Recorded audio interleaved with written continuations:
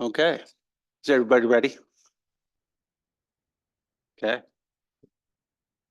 Hello, everybody. I'd like to call to order our city workshop. It is September 25th, and we have an hour with 3 items on the agenda, and the first up is Lieutenant Davis with our update. Did everybody receive the statistics? Is everybody happy with the statistics? Okay, good. There you go. There's some feedback for you. Thank you. So this week, Folk Festival is obviously coming up. We'll have extra people working. Can you get that microphone a little closer? Thanks. Yes, we'll have extra people working for Folk Festival this week. Should have plenty of coverage there. A little bike patrol we're hoping for as well. Deputy Myers is attending our crisis intervention training, which is a 40-hour class to give him tools to deal with folks experiencing mental health crisis. So he's been in training all week, and that basically all of our deputies have attended that training, especially all of our City of Sisters deputies, but we're slowly making sure that all of our staff throughout the office have attended that training. So he's attending that this week. And then just kind of anecdotally, we were at another meeting earlier this week where we were talking about our houseless folks, and we've kind of seen a bit of an uptick in folks moving into the area. Some Redmond folks and some China Hat folks, just anecdotally that we've run into in the last week or two. So definitely keeping us busy outside the city more so than inside, but on the periphery when people are coming in to access services, we're having some interactions. So Do you have a feeling that they're here for the winter, or do you not kind of know? we don't really know. I mean, Okay. it's very transitory. I think they're feeling pressure from China Hat because of the discussions about China Hat possibly starting to get cleaned up and to some degree with some, I know they're doing some wildfire mitigation down there, getting ready to do some burns, I think this winter. And so I think that people are starting to feel the pressure and then also talk about managed camp or structured parking on the north end of Bend. I know that's in discussion with the commissioners. And so I think we might be starting to see some folks as well from that area, but we are working with Forest Service trying to, one of our deputies was out, kind of help mapping some camps and stuff. So when we hear a name of this is John's camp or Bob's camp, we have GPS coordinates to correspond with those camps. So, and we're identifying those people and it makes it more efficient when we have to go out and do follow-up or respond to calls for service out there. It just helps with engagement in general, right? As well, yeah, as well, just partnering with Forest Service and trying to offer services and things like that. We're in contact with David Fox, I would say, not every week, but on a couple times a month at least, exchanging information and trying to offer services through him. He's established obviously a very good reputation with folks out there. And so I know he was working with a gentleman trying to get him into some shelter that we were dealing with about a week ago. So it's very helpful to have that partnership. Right. Well, and thanks for being in on the discussions that we're having of how to go forward with the houseless situation. October 6th on a Sunday at 4:30 p.m. at Sisters Elementary School. 4 o'clock? Sorry, not 4:30, 4 o'clock. The new elementary school. Because we only have one elementary school. The other one's not an elementary school anymore. So, but yeah, thanks for being part of that. And, we're going to be there to listen. So, great. Does anybody have any questions? Yeah, was there a fire last night as well? If there was, I didn't hear about it. Okay. Saw something on the wildland log that there was one up Pine Street Oh, okay. around midnight or something, so, Okay. Yeah, didn't hear about it this morning. okay, it's all right. So All right. Any other questions? How's the traffic around the roundabout, the new roundabout going as far as you can tell? Have we had just any in major my wrecks or? travels through there, I would say that westbound traffic, people are not looking to, as you're coming around going eastbound. Yeah. It's like people are not even anticipating, and I don't necessarily know why. I think there's obviously yeah, I mean, it's people just aren't seeing it. I've had to stop in the middle of the roundabout to, yield to them when they should be yielding to me, obviously. But so I think, whether it's some training or you know, we have new people coming through here and Yeah. obviously travelers, visitors and stuff who just for whatever reason, just Yeah. aren't paying attention. So, And the signage and striping's not done, obviously, and the south entrance isn't done either, and that'll, so, Well, and I think that with the way that the east entrance right now is only half done. I mean, you kind of come up to it and you come up at an odd angle, then you jog and you go back in. And the big piles of rock that are go down into the lagoon pit, you know, they kind of block view too. There's so much going on. I think you have a lot of people that are rubbernecking as they enter that roundabout. yeah. So I always watch. I watch, make sure they're going to stop. And I think, I mean, we've had like one fender bender in there so far that I know of, when I've been working. So we haven't, it's been safe as far as I know. We haven't had any issues as far as that goes, but I would just tell people to be cautious when they're going through there, especially if you're going to go northbound on Locust.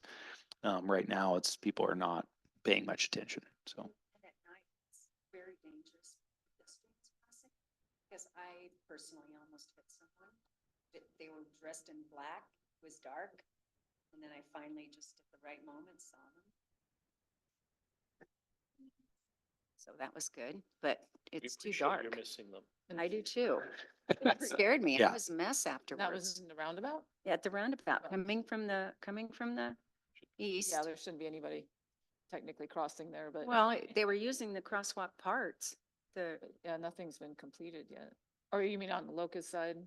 coming from the south end and going to the north end, you know, so I'm coming this way and they're going that way.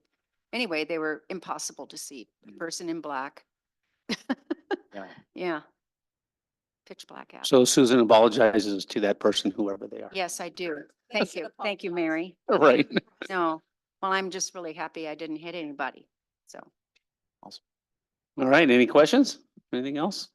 Thank you. Thank you. All right. Next up is Mosaic Community Health. Ally Trueblood. Or Tamara Harris. I've got Ally on my script here, so. Please turn on your microphone. There you go. Got it. Thank you. Hi, everyone. Thanks for having us. I'm Tamara Harris. I manage our pediatric program within Mosaic. And then Ally Trueblood is our school-based health center outreach coordinator. So she's the one doing the boots on the ground and all the work. And I just get the wonderful thing to sit here and present you some data and an overview of what we do. So give me one moment while I share my screen. We appreciate you being here. Her name's up there in case you didn't know. All right, can you all see it? Yep. Great, awesome. So we're here to talk about and share kind of what's been going on at the Sister School-Based Health Center. I'm also going to give a brief overview of what school-based health centers in general do within Oregon and some data to kind of back it all up. So Mosaic has actually been in business since 2002. It started in one tiny little clinic out in Crook County, and then now we have about 17 sites. We have 8 sites throughout Central Oregon for family practice and internal medicine. We have dental at 3 sites in Bend, Redmond, and Madras. I'm still trying to get a dental chair here in Sisters at our school-based health center, working on that. And then we have Mosaic Pediatrics, which is the Bend, Maine, and then 7 school-based health centers, which includes Sisters. Sisters is our most recent one. We've been doing school-based health centers since 2001. And at any time, or 2011, sorry, at any time that you have questions, please tell me to slow down or you can't hear me. So what and why of a school-based health center, SBHC? I'm trying to be really nice and not use all the acronyms. So it's a partnership between your local public health authority, which is Deschutes County, and the school district, and then the medical sponsor, which is us. And then I would love for it to like not think of it as a school-based health center, but it's a full service pediatric site located on school grounds. We truly function as a pediatric clinic. We have all the resources and the services that we have at any other site. We provide care to anyone who walks in between the ages of birth through 18. They don't have to be an established patient. They can be seen at, Summit or St. Charles and need services that day and can walk in for confidential visits, for immunizations, basically for mental health support and so on. And then we collaborate with their parents, our youth advisory councils, which there is one at Sisters High School, our community partners to provide health and wellness services that benefit our children, families, and in your community. Studies show better school attendance and health outcomes and better grades and long-term success when you have a school-based health center on campus. And then youth-centered health and wellness care to the school so that school staff can really focus on referring the patients and get back to education, which is what they were trained and hired to do. I know it's a big burden on teachers these days, so we're hoping to relieve some of that. Allie used to be a teacher, now she's with us. So maybe one day she'll get back out. So what do? Routine physical exams, diagnose and treat acute, treat minor injuries. Sarah Leet, our provider here, has excellent casting skills, so we don't have to send them somewhere else. We can kind of send them to get the x-ray, get the information, get the results, and then she can follow them. Sometimes she has to refer to orthopedics, but we try to do in-house as much as we can so that we can reduce the cost to our families. We provide screenings for vision, dental, hearing, depression, substance abuse, and so much more. We coordinate the referrals to appropriate specialty providers and services. One of the things that I love that we do too is we have community health workers that support all of our communities, including here. So if a family is food insecure, housing insecure, can't pay their electric bill or needs gas to get somewhere, we set them up with all of those. And we really work with the local communities to get those resources to where we can. And we do see that increasing. And so with every visit, at least each year, and when we think that there might be a need, we have our patients and their families complete what you call this little form of social determinants of health, where they can quietly check the box and they don't have to answer. We try to take the humiliation out of asking for help and make it kind of seamless and really caring. And we just do so many amazing things with that it really, I wish I could bring all these stories here, but they'd take me a while. I'm happy to send them later. And it just brings the families what they need and relieves a lot of the stress. And then we provide classroom presentations on relevant health topics. Sarah Lee's been great at partnering with Sisters High School. We offer walk-in same day sliding fee scale. If you can't pay, we will never turn you away. We won't send you to collections. And we have a sliding fee scale. If you don't have insurance or you have a high deductible, we can sometimes reduce that down to 0. And if you need to get connected or you know somebody who needs to get connected to OHP, we can assist with that. And then we do offer interpreting services. And it's a right, and everybody has a right to ask for that. And we will set them up. If we don't have an in-person interpreter, then we'll kind of connect. Hopefully our goal is to connect you to somebody at a different site so that you can just kind of connect and have a relationship with rather than an outside service. That's our last effort. Any questions? Okay. Our hours here, we're closed on Mondays. We're open Tuesday through Friday, closed for lunch for 1 to 2. And then Wednesdays, we have a late shift until 6 p.m. I wish I could tell you it could go later, but it's really hard to get everybody back to where they need to go and keep them sustainable at the later hours. And so our staffing consists of a provider, Sarah Leet. She's been doing this work for a really long time, 20 years. Her mom actually was on the board that formed the first school-based health center in Seattle. So she's had this passion in her blood for a very, very long time. Lindsay Overstreet is an LCSW, licensed clinical social worker. She's our behavioral health manager. She was born and raised in this area, grew up in Sisters, went to Sisters High School, went away to college and came back to serve the community. And she's been fighting for this clinic to open since she joined Mosaic 11 years ago. So we're really excited about that as well. Josh Gage, LPC-A, licensed professional counselor associate. He's a mental health clinician who works with Deschutes County, but is housed in our clinic. And he is such a great human and fun to have with the kids. And it's great for those, Lindsay's great, but sometimes, you want a male therapist or a female therapist, and you want to tell your deepest, darkest secrets too. Josh just makes it really right at home, and it's really kind of fun to do that. And then Jackie Munoz Toledo, she's Spanish speaking, and she's going to be certified in the next few weeks as an interpreter for us as well. So we'll have an on-site dual role interpreter that can talk with our Spanish speaking patients. And then Danielle Varner, who also lives in Sisters, is our patient services representative. And before I I'm going to move on to the staff pictures and I'll share like kind of what we saw on our first day here when we opened. So I just wanted you to kind of see the staff if you haven't seen them before. Sarah Leet is our provider. She commutes from Sun River. She's been in this work for 20 plus years. Josh, we just talked about him. And then we have Jackie, Lindsay, and Danielle. They're a very adventurous outdoor Central Oregon bunch, and they have so many adventures to talk about if you ever run into them. And then on our very first day here, before we jump into Oregon consent laws, we had one family come in and bring two kiddos that were newly immigrated and had just arrived here and hadn't received health services in a tremendous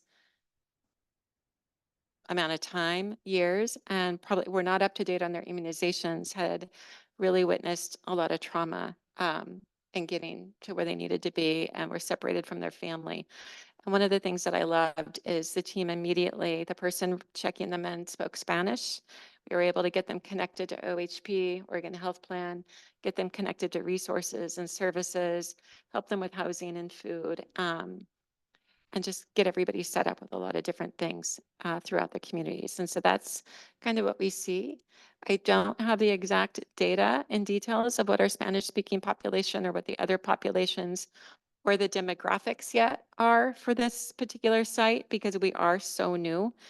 I won't have that from the state program office until probably November, but I'd be happy to send it over when we receive it. I do have our monthly data that we do track that I plan to share. And then I'll continue to grab those patient stories and bring them in.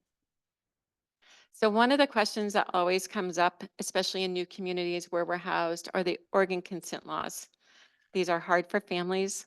They were hard for me when I remember when the doctor asked me to step out, my son's like, please don't leave me.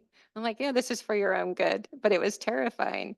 So 15 years and older can consent for health services. I want you to know that if it's a confidential visit, our goal is always to talk to that parent and to bring them into a safe adult. We do not try to separate that. That is just something that please know, we know that that involvement and that connection is really, really important. So we take that very, very seriously. 14 years and older can consent for mental health services. However, there are some caveats in there that does require you to report to somebody. Somebody's going to harm themselves or harm somebody else or things like that. Then we have to reach out to a parent, crisis services, and all of those things. So we are not just ignoring the fact that they have this family unit that we want to support. And then it is honestly, sadly, sometimes that the parent or the family are the one putting them in danger. And so there's some tough decisions to navigate these. So I always like to call that out because it does come up all the time. And I'm usually the one to have those difficult conversations with their parents, and I'm very empathetic as a mom of 4. So any age can consent for birth control or sexually transmitted disease and treatments. We do offer sexual or STD testing and treatment. We do offer pregnancy testing and referral for services and support. And we do offer reproductive health services. You know, that we don't take that lightly either. And so our goal, again, discuss and document with the patient the level of involvement they would like with the parents regarding the care and treatment, and always work to full involvement. And we attempt to contact the parent if appropriate as well. So any questions on that hot topic? Are you folks mandatory reporters under Oregon law? We are, yes, anybody in healthcare Well, in education too. and education as well, absolutely. I thought that was the case, but Yeah. kind of runs contrary sometimes to what you have to do, but Yeah, it's very uncomfortable, but you do it. And then there's experts out there that can help figure that out. And so we're very fortunate for that. So this is what we call the monthly meeting dashboard. Way back when we opened Bend High, after there was a loss of life on campus there, we were asked to move into that site in 2015. I'll be transparent. The principal wasn't happy we were there. We took up a classroom space. And I said, well, what is it going to take for us to convince you why we're here? He goes, I need data. And I said, what do you want? And so he and I, we worked together to build this dashboard, and we've improved it over time. And after a year of sharing this with them and meeting with them monthly, it's like, I don't want to see that anymore. And now the goal is to be in every high school within Central Oregon to make sure that they have a school-based health center if we can, including Ben Lapine schools and Sisters and Redmond and Madras. We're trying to get into Ridgeview as well. So just so you know, that's our goal because the need is huge. And this data really helps tell that story. So again, fairly new clinic. And August was a heavy PTO month. Everybody wants vacation before school starts. And so you'll see the visits were a little low at 94. Sarah Leet is seeing the most here. She's the provider here that actually works at this site. What I love about looking at this is it shows like what are our busy times. We are definitely supporting the high school age students the most. And it looks like newborns, and this will continue to build. And 12 p.m. is a pretty hot and heavy visit time as well. And then even at 8 a.m., which I was really surprising to see that we have 5 coming. So we track this data, but more than that, we track our chief complaint. And what I always like to highlight is other than well check, it's usually behavioral health assessment, behavioral health, mental health, case management, follow-up, confidential, contraception. And then if I go down here, again, behavioral health partnership. And often when you see constipation or sleep issues, hunger, or like just different issues like that, stomach concerns, sleep concerns, that often is related to behavioral health. And that's how you recognize that. And so we track this, we kind of look at that, and then we look at like what is the second chief diagnosis, fatigue, lab results. So that's going to kind of tell us your trends in this community. Again, we don't have enough data to kind of guess what that is, but we're working on that. And then we only needed an interpreter for 1 visit that month. That could have been very well that we had Spanish speaking staff on site. And then 94 didn't. We track the BH diagnoses, and then we track immunized patients. So 8 patients came in for immunizations only. And we track that. Oh, behavioral health. Sorry. Behavioral health and mental health. And just a behavioral health model focuses generally on behavioral modification. So managing your anger, kind of managing like, what are you feeling? Managing your anxiety, life skills, rather than kind of doing that deep dive back into like what happened when you were 3. We kind of set you up on like what's going on now. Here's some skills to deal with that. And when you think of your adverse childhood experiences survey, otherwise known as ACEs on a scale of 1 to 10, they kind of focus on resiliency. Like, let's focus on resilience and how you're going to move forward and give you the tools that you need in your toolbox. The busy time of that is finals, sports, things like that. And just to be clear, children at the schools can come by at any time, right? And just walk in if they're Yep. feeling like they need help, right? Yeah. I mean, I think that's important. And I think that there are probably a lot of kids that know that, but there's probably also a lot of kids that kind of don't know that and they don't know where to go or what to do. And I'd really like to get that word out to them, to the schools, and just make sure every one of them knows that if you're having that bad day, just walk over there, and sometimes just a short conversation can make a big difference, right? It makes a huge difference. Knowing that somebody cares and somebody will hear you. And I can highlight, Ali has worked really closely with Sisters High School and with Sisters Middle School. Gosh, I don't know how many events you've done, but Sisters has been a really big focus. And then Lindsay Overstreet being really connected from growing up here. We do everything we can. And that's why we really love to come here, because you can also help that, or people that you know, because the more that they know that there's services, the more they're going to access them and the better they're going to be. And Well, I'm raising a 14-year-old, so I'm gonna Right. have a conversation tonight and go, hey, you can go over there. You don't need to call me, or, if you so want, yeah, important, right? right. And we shouldn't get caught up in the fact like you didn't talk to me, because sometimes it's the worst, right? They want to talk to somebody, and it doesn't have to be the parent. Yep. It can just know that they need to talk to one person. Do you have a physical presence like an office or an office space in the high school? No, we don't. Yes, unfortunate. Yeah, we are centrally located there. I Right, can tell you You're a bit that, of a distance away, and so that's the reason Yeah. why I asked the question. So I can share with you, like at Bend High, we are located in the school. And so this is a catch-22. Our goal is for them to know where we're at. If we're in the school, there's shame. Madras Yes. High, you can run like all the windows on the side. You can see somebody walk in. And I guess before, when the county had it back in 07 or 09, it was the condom shack. So everybody teases them for going to that. And so I think there's just that catch-22, and this is just like that safe space where nobody's going to see me walk in here. Hopefully, that's kind of how they're seeing that.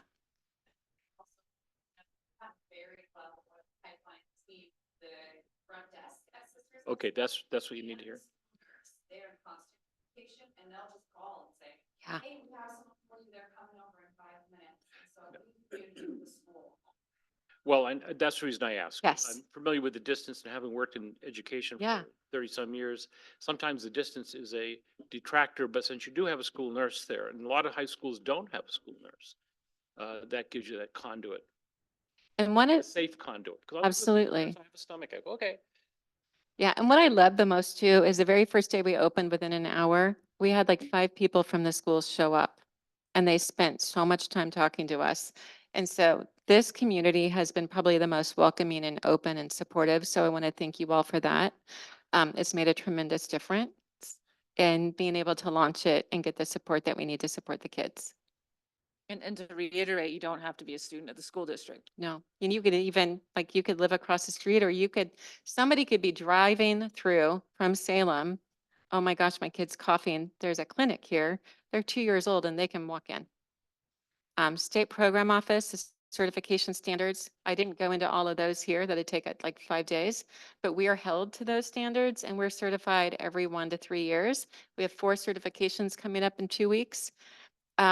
And they require walk-ins. They require us not turning anybody away. They require not sending anybody to collections. And we do that really, really well. Cool. Yeah. So the next one, really, just so you know, I don't want to take up any more time, but it's our KPIs. We're held. Oh, yes, sorry. Well, I could, I just wondered, you said you don't have a lot of statistics yet. Do you keep statistics about how many children come to your clinic that are houseless? Yes. And can you give some general idea? Is there several that take advantage, or is it uncommon? I think it's more common now than it has been in the past, is what we're seeing across the system.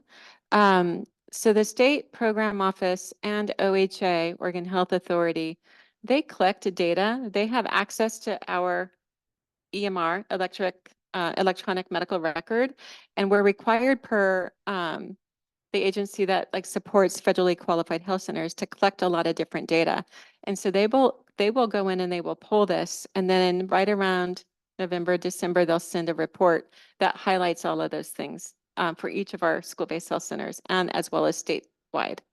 And we can tap into that to You some can. degree? Yeah, I will send it to you. Ally will have it. She'll probably be the one to send it out.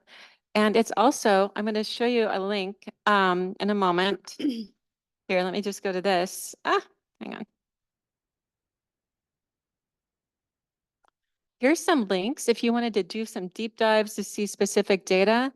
I put these in here in the PowerPoint, but the Oregon School-Based Health Centers most recent data was just released. It's on this page here, and it will give you tons of data that was just released that I was digging into, but I just got it like 2 days ago, so I didn't have time to throw it on. Do you want me to try to? Oh, Thank you. Just trying to read it in the little boxes. It's okay now. okay. And then, of course, we're held to standards of key performance measures and KPIs, and we have to collect data on that and report to our CCO, Coordinated Care Organization, and Pacific Source. And so we're held to a lot of standards and requirements to do so. So all that data should be coming. And any questions? No, thanks for being a partner, and I imagine we'll have you back once in a while, maybe next year or something, and check in with you or something. I'd love that. And See if there's trends. Right. We like to know trends. We want to know when we can, get a more, what are we looking for? Urgent care. If we can get urgent care later, and that, help you make the building bigger or whatever. We'd love Great. to try and do that as well. So, Yeah, that was my question, is that are there any future plans Mosaic has for our community and or other providers? It's urgent care has been kind of something that people have asked for years. And I think when you break that down, I don't know if it's necessarily that we need urgent care, but it might just be the need for medical services on a weekend. Where we are very much of Monday through Friday, 9 to 5, everything. we'd love to shuts down. talk with you about it anytime you want to talk about that. Yeah. So, Well, I can tell you, I have been advocating for pediatric services on the weekend for 7 years. And just to get it launched in Bend for 5 hours, it is like pulling teeth. I think we might be able to get that done in a few, like maybe 9 months, is my goal, but it's been forever. And I would love to see it here. I don't know that we could ever do a full on urgent care without, you have to have certain things available for that we don't have. And so, yes, we've definitely wanted to do family practice, do evening clinics, do weekends. It's just really time consuming. yeah, just let us know if we can help in any Will, way, right? absolutely. Because 100%. we want to be partners in this, right? We Thank- don't, yes. we don't want you floundering out there. No. at all. I've noticed the trend in having some of these clinics in new construction housing complexes that are aimed at folks of lower income, et cetera. I see them around. And as we work on some of those tasks here in this town and housing some of our more needy folks, that's another opportunity to kind of have one of those discussions as well, where maybe something could be created that meets that Absolutely. need that you're referring to. Yes, absolutely. I think that's definitely something. We did open one at Ariel's Complex in Bend several years ago. And then, of course, like our Redmond and our other Bend clinic, were underneath Yep. the elder housing. And then the other big need is a pharmacy, which is kind of the catch-22 of having any services on the weekends, because our Yes. pharmacy is also closed on the weekends. So you can only do so much to provide help for someone. I when you know. don't have an ability to give them the medication they need. So Agreed. it's a chicken egg situation, but I know that you have pharmacies at some of your locations, so. We do. We're continuing to advocate, and I do think we're getting more traction. And I will bring this back to our leaders as well. Okay. I think I was at Sisters Country Kickoff several years ago, representing Mosaic about a full-on clinic, and we didn't get that grant, but we'll continue to work for that. Yeah. Thank you. All right. Thank you so much. Thank you. Okay. Appreciate it. All right. Last but not least, City Manager Wheeler's gonna talk about how we're doing on our goals fiscal year. Sure. We had some time on the workshop agenda, so I thought, oh, what better way to fill some time talking about workshops? We're through the first quarter of our fiscal year, so we included in your packet a progress report on city council goals, and I used the red, yellow, green, backed by popular demand to kind of show where we're at. We really, our goals are kicked off when council sets goals in January, February. You have the retreat, you do the public input, you do the town hall, the online survey, and then we hold a retreat with the council and you guys debate goals, and a lot of them continue from year to year if they're kind of the long-term, midterm type of goals. And then you adopt the goals, and then we use that to incorporate into the budget. And now really the way we do it here is we kind of kick off on measuring our progress on your goals as we start the fiscal year, right? Because the goals are actually by fiscal year. So just want to pull out a few of the highlights. A lot of the I didn't have any slides. I wanted this to be more of a dialogue, but Looking at ourselves up I there. guess we're just looking at ourselves. Andrea, you're looking good up there. I'm not red, yellow, or green, but I'm close. What I was trying to maybe have this as an open conversation about, looking at the time period that we have between now and the end of the year. We have about 4 or 5 more meetings. That's it. We have the Christmas holiday, which is going to take out the second meeting in December. I know some of you will be out for a meeting or two. And I thought giving you a progress report on goals kind of gives you a sense of where we're at with some of these things, but also maybe jog your memory if there's anything that you would like us to advance onto a workshop between now and the end of the year that is not already scheduled. And so what we have currently planned for workshop items, defensible spaces, and that code will be coming on October 9th. We also been working through the tree removal fines. That was one of those code updates that was discussed, kind of came out of when we were looking at our, tree protection standards. So we'll have that to work with you guys on October 9th. There's plenty of UGB updates still to come. The study area is underway. The steering committee is going to be meeting next week. So there's a UGB workshop scheduled for October as well with the council. Another council goal that we've been working on is the recycling center and glass recycling and how that service, curbside glass recycling service kind of influences the recycling center and options for the future of that facility.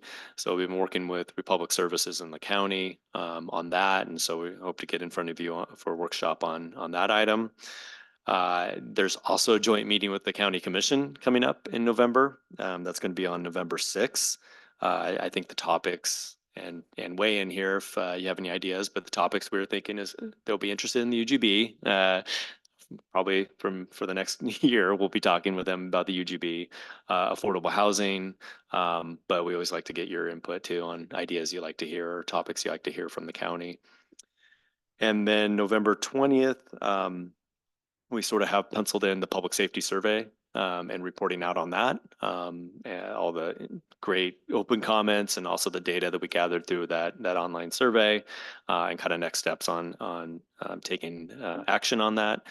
And then finally, we're looking to have a workshop on kind of a progress report on the efficiency measures. It's been a couple years. I know there's been a question that's come up from councils. We worked hard on that. We came up with like 15 different recommendations for our current land supply and what measures to implement before we kicked off the UGB.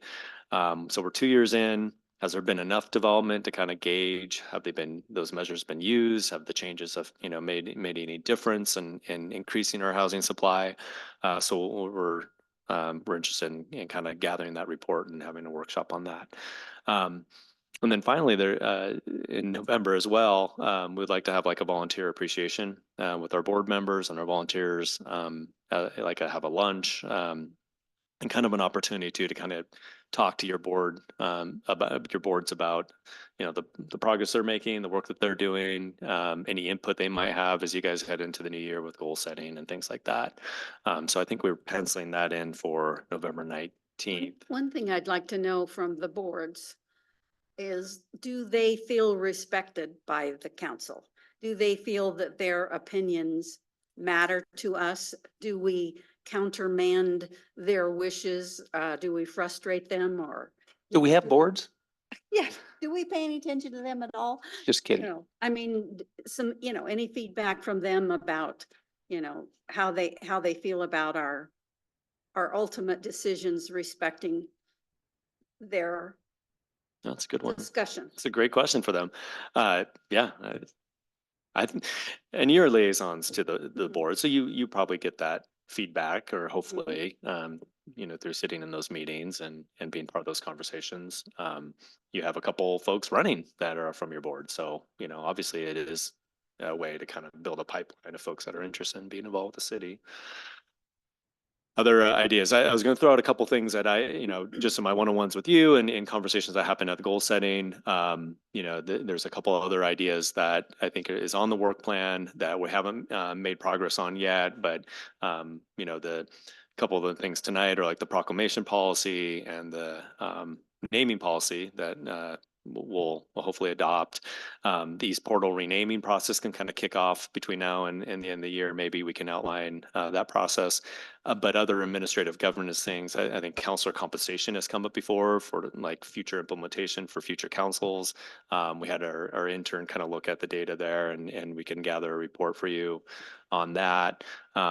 So yeah, I mean, there's things like that that are floating out there. I think we were supposed to look, at some point this year with revisiting generating some more revenue for affordable housing, like our grant program. Right now, it's funded by our TLT and kind of, through the budget process. But that was another council goal that sort of was left as like a sort of research and analyze different options and kind of come back. That might be a heavier lift to get in front of you before the end of the year, but something that's on the work plan for this fiscal year. Any thoughts? I think we have room for maybe a couple of topics between now and the end of the year. Just kind of set expectations on what we can manage, work capacity. When's the next update on the art process for the roundabout? On the art, roundabout art? Yeah. What can we expect just from the timeline you guys kind of set up with that program? Yeah, Carrie, you can come up. Sorry. I think initially we wanted it by the end of the year. But the committee is working through the 36 submissions down to 26. 36 submissions, yeah. So Oh. we actually Oh, closed the call last Friday, had 36 submissions. It is now in jury review. I met with the committee on Monday, so they're in jury review on that. And then we'll start looking to narrow it down to the 3 to 4 potential finalists at this point. The next update would come potentially to council when all those finalists were notified and they were starting to work on their models. We expect that to come at this point. I would say we would have those out for public review in January would be our earliest, with the contract and the choice probably in late February, March. So that's kind of the time frame Okay. that we're working on right now. So Are you pleased with the depth, breadth, and quality of the submissions? yes, there were quite a few, and it was interesting. We had a different process than maybe some artists were used to. So we had some kind of differing ways that they were submitted, which I think the committee is kind of funneling through that right now. So we'll get back to you probably by the next meeting with at least here's where we are, or we're doing something different, or what that is. So we're really in that initial process right now this week. Yeah. I met with them on Monday. So Process question, is the jury going to go like, okay, we got 36, let's cut out half and get it down to half and then kind of so narrow it down to make it easier? So Jackson and Abby from ODOT and myself were the initial jury, where we actually went through just to make sure that, everything fit what it needed to fit. We actually got it down to 18 for the committee to look at. So they're looking at 18. Okay. It's great. Yeah. It's great for the committee. I mean, it makes Which is pretty sense. typical. The last time I think they get 100 in or something like that. It was 100-ish. And Yeah. that was a national call. So that was a different kind of call or a regional call. Yeah. For this one. So yeah, that's pretty typical, I think, of Great. You're Does look still like- figuring that it will be installed sometime next year. fall 25. Yep. We're still kind of holding to that date at this point. Did you have any submissions from the Rodeo Bull Association? We're not going to Bought a get into bus? submissions at this point since we're still in jury. Wow. I'd rather not put that out in the public. Thank you, though. I don't Point lie. of order. I don't lie. No, Any other questions? Still holding out. no, thank you. That was more than I was expecting. I was just kind of hoping we would know what the next update will be and, when it'll be, and you already gave it. I So think there'll be another kind of general update. I was going to do it in my staff report, but this is great. And I'll, again, on the next meeting, we'll try to give you an update. it's a question that is probably one of the more common questions I get just in public. Hey, what about the art? What about the art? And I'm like, we're doing it. I mean, I don't know what else to say, so. And it will not have googly eyes. It's going to be applied later. Thank you. All right. Thanks, Carrie. We've already got the super glue in this set. So, They make them really big. Anyway, go ahead. Sorry. So, thank you. So relative to your earlier question, Jordan, I would like to, make sure we, before the end of the year, finish the proclamation process and the naming policy, because I really think we need to aim to get what's now called East Portal that's in the west, get it named soon. Especially since it's going to get developed probably next year. And then after that, if we can squeeze in at least a review of the council compensation, what's collected if possible. And yeah, and then the grant program, but that might be a more of a something that goes before the council compensation to get the grant program for affordable housing rolling. Oh, the other revenue options. Yeah, yeah. So that would be my suggestions.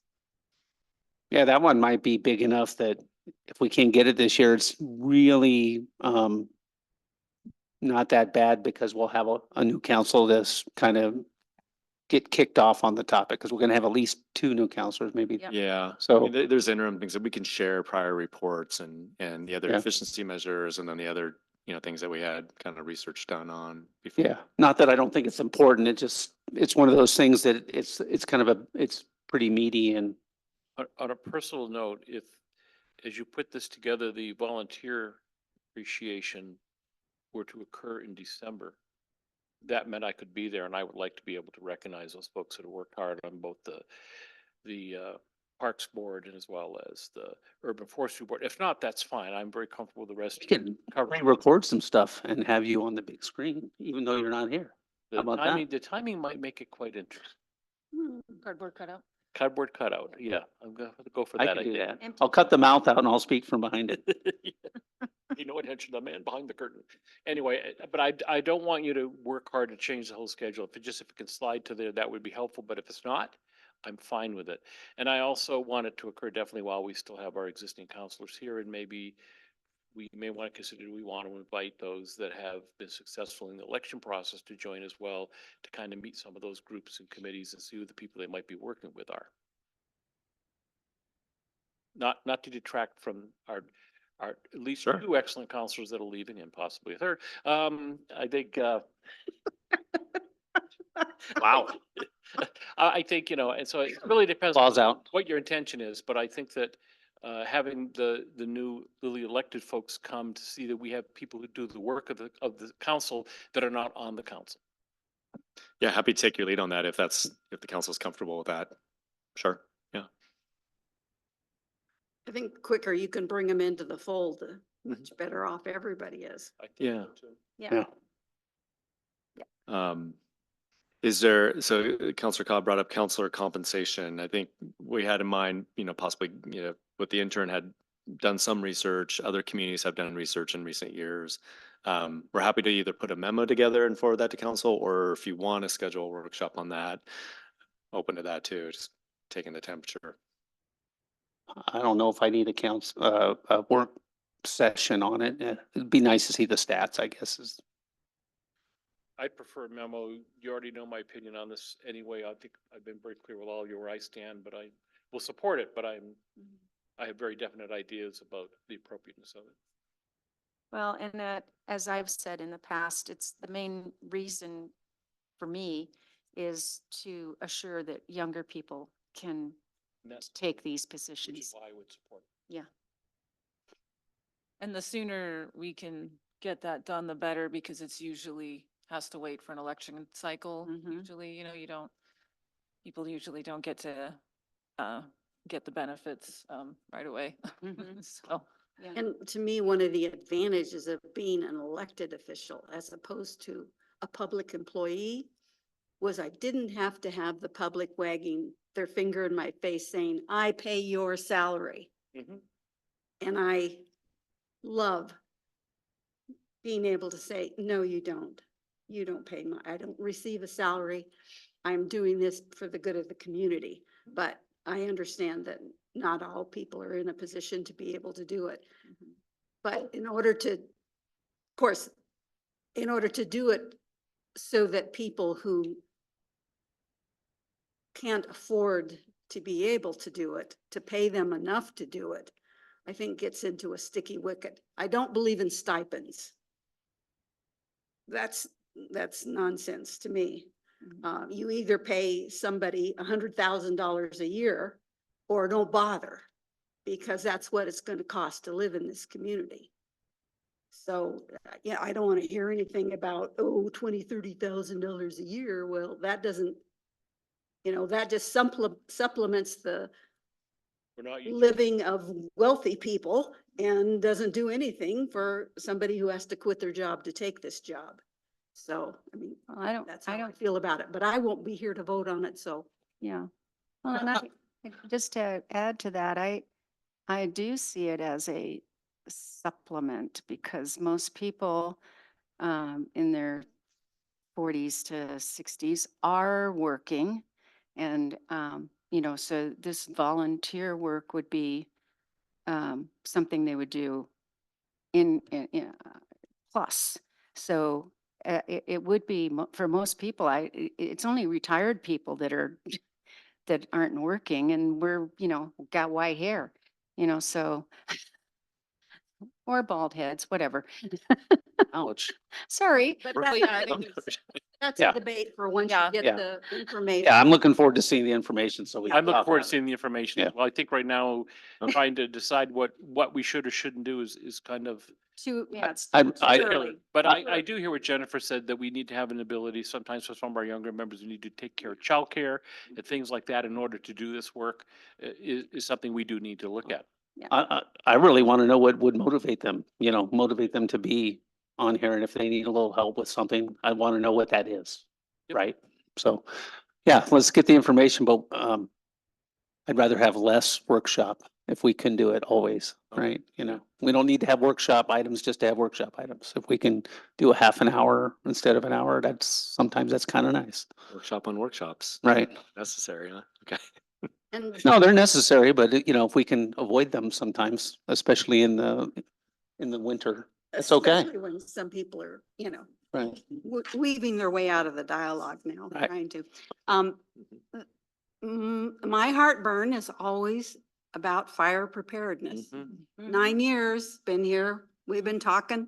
9 years, we've been preparing, we've been motivating, we've been moving along. And we've been, Not and we've been nearly- lucky. Not nearly fast enough. Yeah. And so whatever,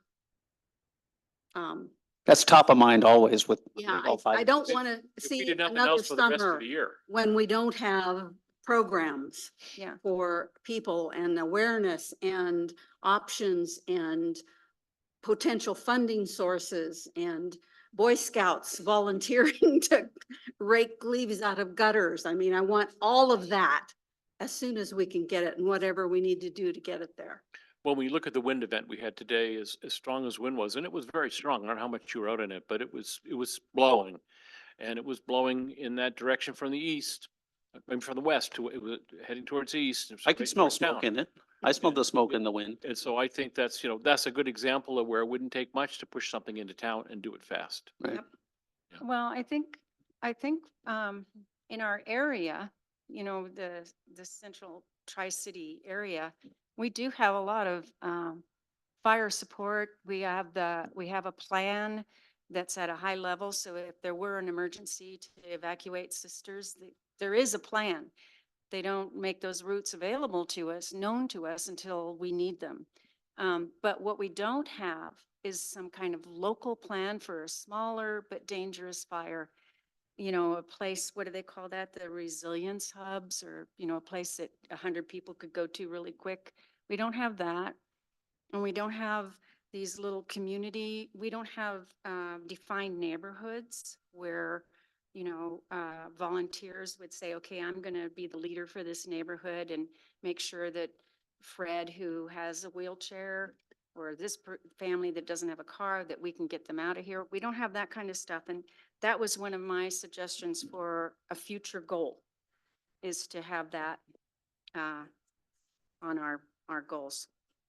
The resilience hubs and some high way of defining neighborhoods. I'm just smiling at all your notes. I know they're all over the place. Is there any other suggestions? Yes, Okay. about workshops. I'd still really like to have joint workshops with our other committees in the community, like the Mhm. Parks Board, the School Board, the Fire Mhm. District Board.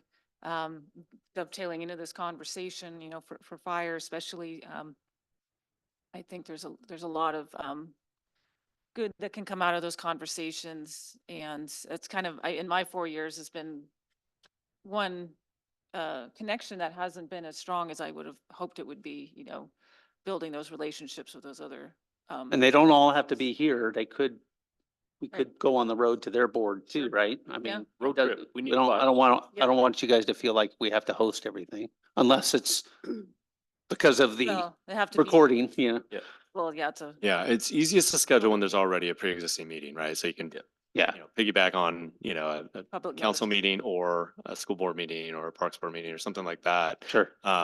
We run into the problem of scheduling when everyone's agendas are pretty full, right? So, it's Yeah. kind of like the joint meeting with the county, that takes up a whole workshop. There goes Right. the bus tour. Okay.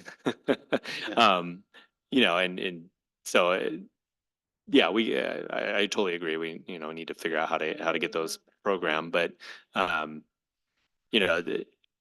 this goes back to the question, does the council have an appetite for additional meetings, instead of just, twice a month? If we Speaking had of to which- schedule a joint meeting on a, to meet with them on the day that they're meeting, if it was the first Wednesday or something.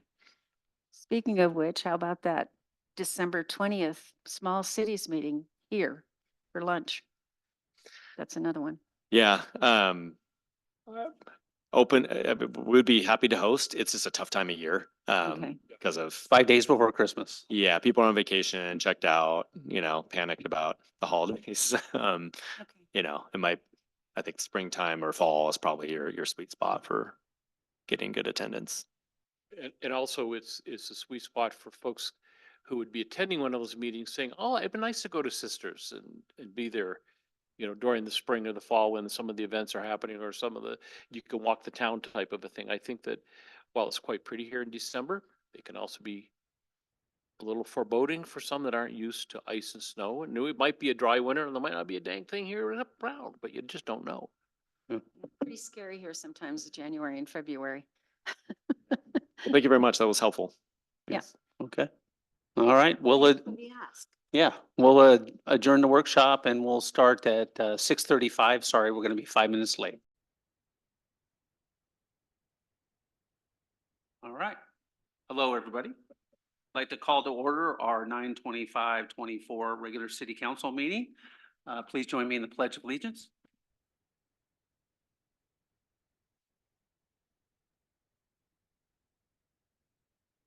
I pledge allegiance to the flag of the United States of America and to the republic for which it stands, one nation, under God, indivisible, with liberty and justice for all.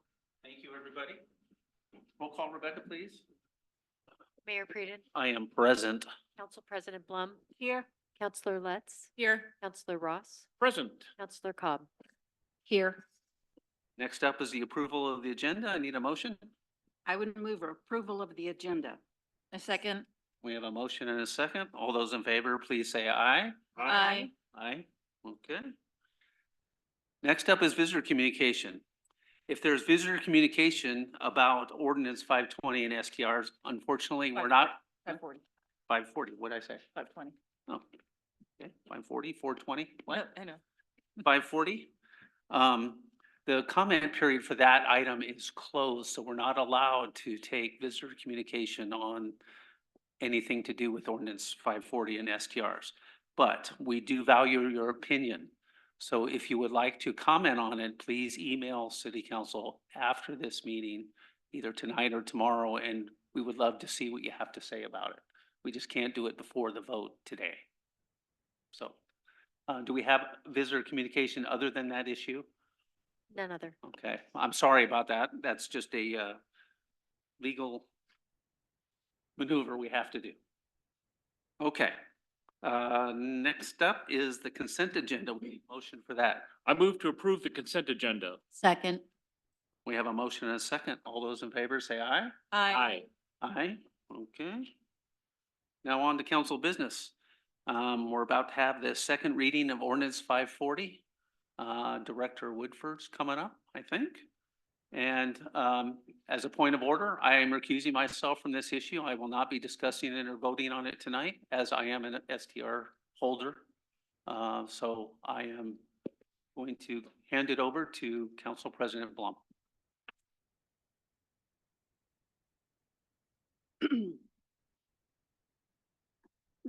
I'm supposed to read the title of the ordinance, and I don't have it.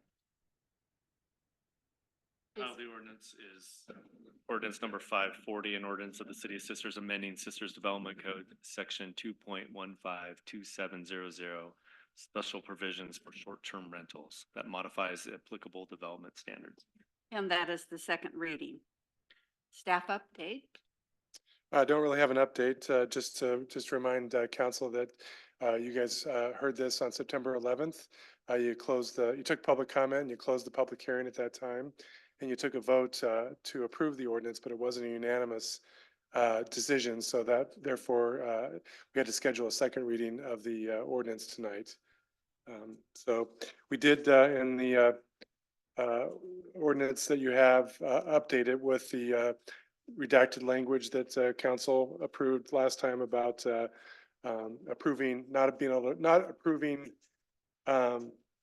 short-term rentals in annexed areas. It's section, let me read it into the record here. If I can find it. 215-2700. Yeah, it's 215-2700 D2, where it has the language removed that basically states now that notwithstanding anything contained in the development code to the contrary, short-term rentals are prohibited in residential districts located in areas annexed into the city limits of Sisters after whatever the effective date of this ordinance is. With that, that's all I have. I would entertain a motion. I'm gonna get my motion page up. Too many pages. Okay. I move, let's see, where do I move? A under number 3. A under number 3, thank you. I move to have the city manager read ordinance number 540 by title only. Second. Second. Sorry. The motion has been made and seconded. Second reading of ordinance number 540, an ordinance. Do we need to vote on that first? We need to vote on that first by roll call or just, It doesn't seem to, it just says vote. You do a voice. Voice vote. I vote aye to, I need a point of clarification. Do I have time for questions in this process or? Okay, after this. Thank you. That's what I thought. Aye. I was trying to Okay. read that. Yeah, okay. thought to. Susan, did you vote? No, because I didn't remember if we got a second. I made the move and did somebody Barry second? seconded. Seconded. Okay, This is just to read by title. aye. only. And I vote aye. The motion carries. Thank you. Ordinance number 540, an ordinance of City of Sisters amending Sisters Development Code, section 2.152700, special provisions for short-term rentals that modifies the applicable development standards. And where is the time, We're on number 4 now. or no, the time for council input? After Oh, it's down the there. motion Okay. has been made and Sorry, I seconded. didn't scroll down far enough. Okay, so number 5, Okay. the motion has been approved and adoption of the ordinance, and I need a motion to adopt the ordinance. I move to approve and adopt ordinance number 540. Second? Okay, now, the motion has been made and seconded. Discussion is possible. Yay. Thank you. That was fine. It was in there, and I didn't want to skip I it and know. screw it up. Okay. Okay. So Jennifer, did you have a? Well, yeah, I apologize for not being at the last meeting, and so I think do you had have a some good reason. questions. I was incapacitated. You had a good reason. Reading up on the last conversation and the changes that were made. I do have some clarification questions. And this is more for Scott, if, so STR permits are issued annually. So people have to renew every year. Yes. So I'm just trying to understand the process and, you know, what you and your coworkers are gonna have to work with. So if, as people come in and theirs expire and they want to, let's say, renew it, after this point, and if we agree to like the 500-foot buffer, for instance, then, it's kind of first come, first serve at that point. Correct. Yeah. You're talking about if they were to transfer the property. Well, no, just if the annual permit, or does the annual permit continue until the property is transferred to new owner? Yeah, the land use permit, then you have you have to come in and get your license renewed every year. But it doesn't affect that, as long as you keep doing that process, it doesn't affect your standing relative to the concentration limit, if that's your question.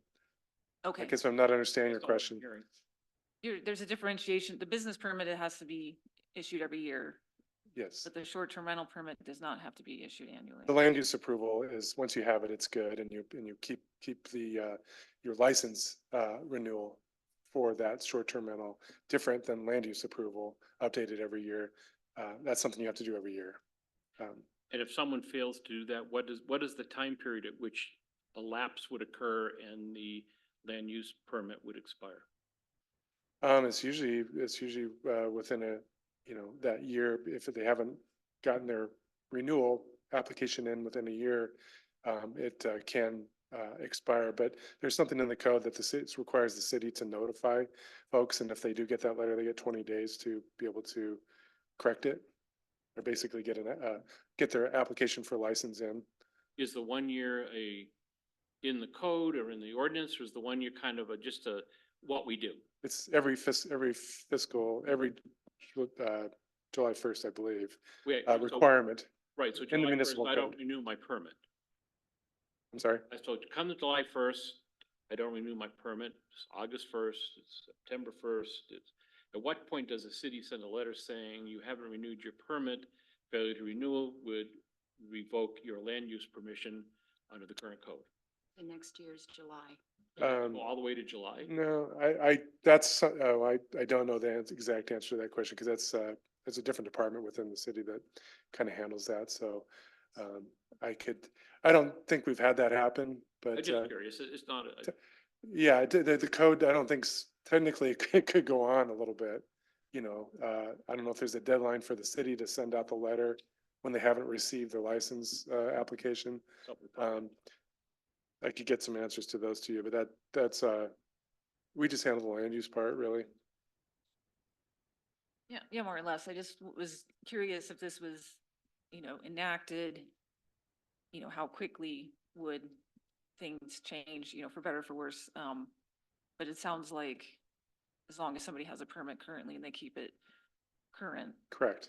they're not subject to the 500-foot buffer unless they give up the permit or they sell the property. Correct. Okay. And in the section 2700E1B, it referred to the downtown commercial ability to have short-term rentals without the buffer. And though if a development is residential only, my question is twofold. One is that does the buffer apply if it's residential only, or no short-term rentals at all in downtown commercial if it's residential only? The buffer applies. Buffer then, applies. in the residential only. Okay, and how do we? It's kind of a catch-22 because the 500-foot has a potential to, solve a number of problems. But I'm just thinking of if, as just an example, downtown commercial, there is the Pacific Crest property that company owns, that 9 acres. So if they wanted to develop it as mixed use, then they could have as many short-term rentals as they wanted, or I'm trying to remember. Yeah. I thought we kind of segregated out that part of downtown commercial, but I couldn't quite remember. I thought that when we said that it was the residential only land from in the downtown commercial district that we carved out as part of the efficiency measures process, that would be subject to the 500 limit. Yeah. And that would include a multifamily dwelling that might be constructed on that vacant piece of property. Correct. That's my recollection of the discussion. Is that accurate? That's correct. But if it's mixed use, if it has commercial. then Yes. yes. Then it's like being in the downtown.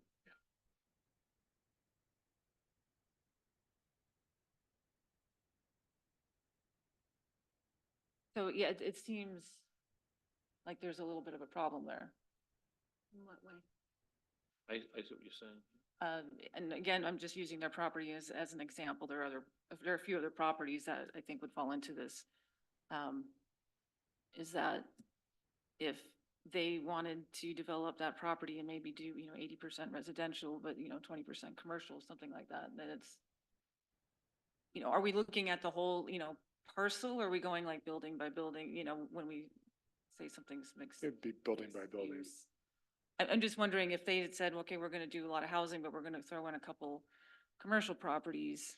Does that just negate the whole thing and then they can have as many short-term rentals as they It needs want? to be a mixed-use building where it had residential and commercial in the same structure. So it's kind of structure by structure. Yeah.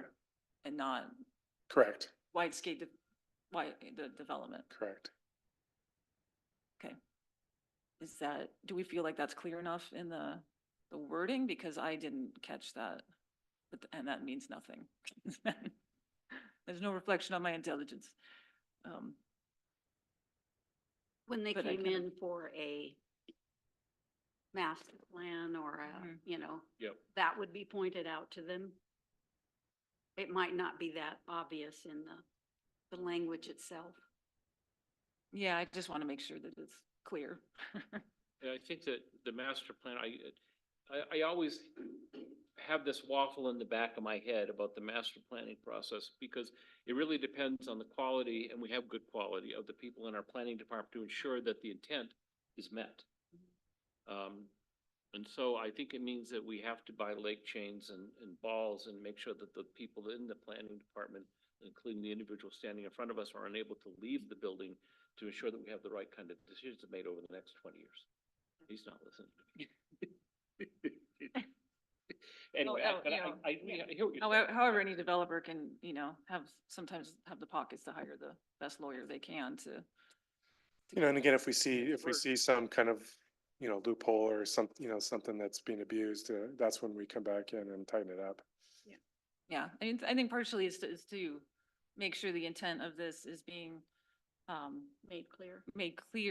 not only for, your work, but also any landowner, you don't want to get thousands of dollars into a planning process and realize that, you can't do what you maybe Vision intended, is so. not appropriate for Yeah. it, yeah. I think that, it's a point that I hadn't really thought about with that piece of property or some similar piece of property, I guess. Because we'd had a long discussion about the residential only section being treated as residential only. That was the purpose of the efficiency measures. I don't think we talked about that other piece. I'm comfortable with the concept that where we are right now is probably, I don't want to say good enough for the short run or the best that we can do, because it's not. But I think what we have right now is necessary to approve and move forward to begin to put into place some of the measures that people in the community have asked us to do and that we think need to be done, and to ensure through the annexation process, we have some protection for the property that we are trying to bring in for housing. And I think that it may be that that's a hole that something falls through, or maybe that's something we have to deal with later through some type of an amendment.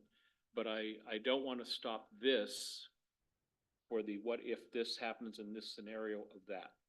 I think that's where I am tonight. Yeah, I just feel like in that situation, I just wanted to make sure that we felt, with code or, legally that we had solid standing, because it goes from 0 to 60. It's not, because Yep. it bypasses that buffer zone, potentially because it's in downtown commercial.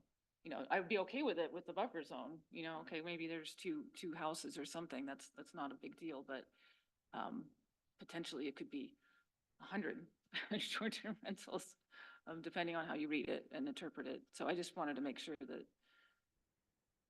that was, Well, maybe that's a question for Clear. Matt, you know, but I agree with Gary that I think this is solid enough to move forward. I do have a question when you're done too. I just, yeah, I have two more points if that's okay, but yeah, I'd love to hear your question. One is that, I did, the issue particularly with the Four Sister Lodge condos, I do feel like that is sticky. And I mean, I feel like we're okay to move forward. However, I think that there could be some potential for revision or something like that, being the nature of like that building was kind of always intended to be basically a short-term rental model before that was kind of a thing. So I do appreciate their concern over this and I do understand it. So I'm hoping that there could be some sort of resolution for that farther down the road. Noting that they can continue to operate the way they are. And then and I was kind of, in discussions and reading through the material, there was also the concern about hosted short-term rentals where somebody's, living on site. I feel like there's more discussion to be had there, but it sounded like that was possibly an opportunity to address that at a later date. Yeah. Either revising this or something, but I certainly don't want to drag out this process either because it has been A long one. a long time coming. And yeah, I'm glad to see the change to make sure that in anything annexed that short-term rentals will not be allowed. I mean, granted, a council in 5 or 15 or 20 years might change that and that's okay. But for now, I think that we're working very hard to house our community members of all stripes. And I think that is a critical, if anything, symbolic message to the community that we are taking this very seriously, UGB expansion. And so I was glad that was altered a little bit. So and that's all I have. I think you said quite well, the reason why we discussed having that particular aspect of that code changed is that it doesn't prevent a future council from deciding to allow that to occur, but it has to go through a public process with public input. And I think that was my concern with the way the language was that it could go through the planning commission and all of a sudden it's happening without any input from the community. So that was the real reason for that. It wasn't to keep it from happening. It was to make the process a little more transparent and involve the community. At that point in time, whoever that council happens, it's not going to be me. I can tell you that right now, but. Yeah, I'm in alignment both with Gary's proposal of the having public input, and I'm glad that's included now. And I'm also aligned with Counselor Blum, not Counselor Blum, Counselor, why do I not remember your? Let's, thank you. Let's remember that. Counselor Letts. For a meeting, I don't expect you to remember. It's only been almost 2 years. Anyway, that there should be at some point, and it should be soon, I would hope, that there would be something for the hosted STRs. Because I think giving people who have a home and allowing them to rent out a room shouldn't be something that, has a 250 or a 550 radius impact. So. And we've seen some examples, we've collected some examples of communities that have done that, and it would be, if council wanted to go in that direction, it would be a pretty easy fix. It would be basically creating a definition of what hosted STRs are, and then if you want to add some development standards to them. Some communities say, the owner has to be on site while the room is being rented, that they're not subject to the concentration limits. Some require an affidavit basically stating that the owner will be on site while that's being rented. Firstborn child. That's kind of the way you enforce those things. Otherwise, they're pretty tough to enforce. Cause That was, I think, the concern we talked a little bit about the other day is Yeah. making sure that your small staff or the city's small staff can we could figure out a way to ensure that they don't have to be the STR police on something like that, that there's a process to ensure that it's relatively straightforward. And I think the folks that have OSID SDRs are not gonna have a problem with that. Yeah, I think they'd like that. So. Yeah. Okay, any further questions? Okay, I will call for a roll call vote.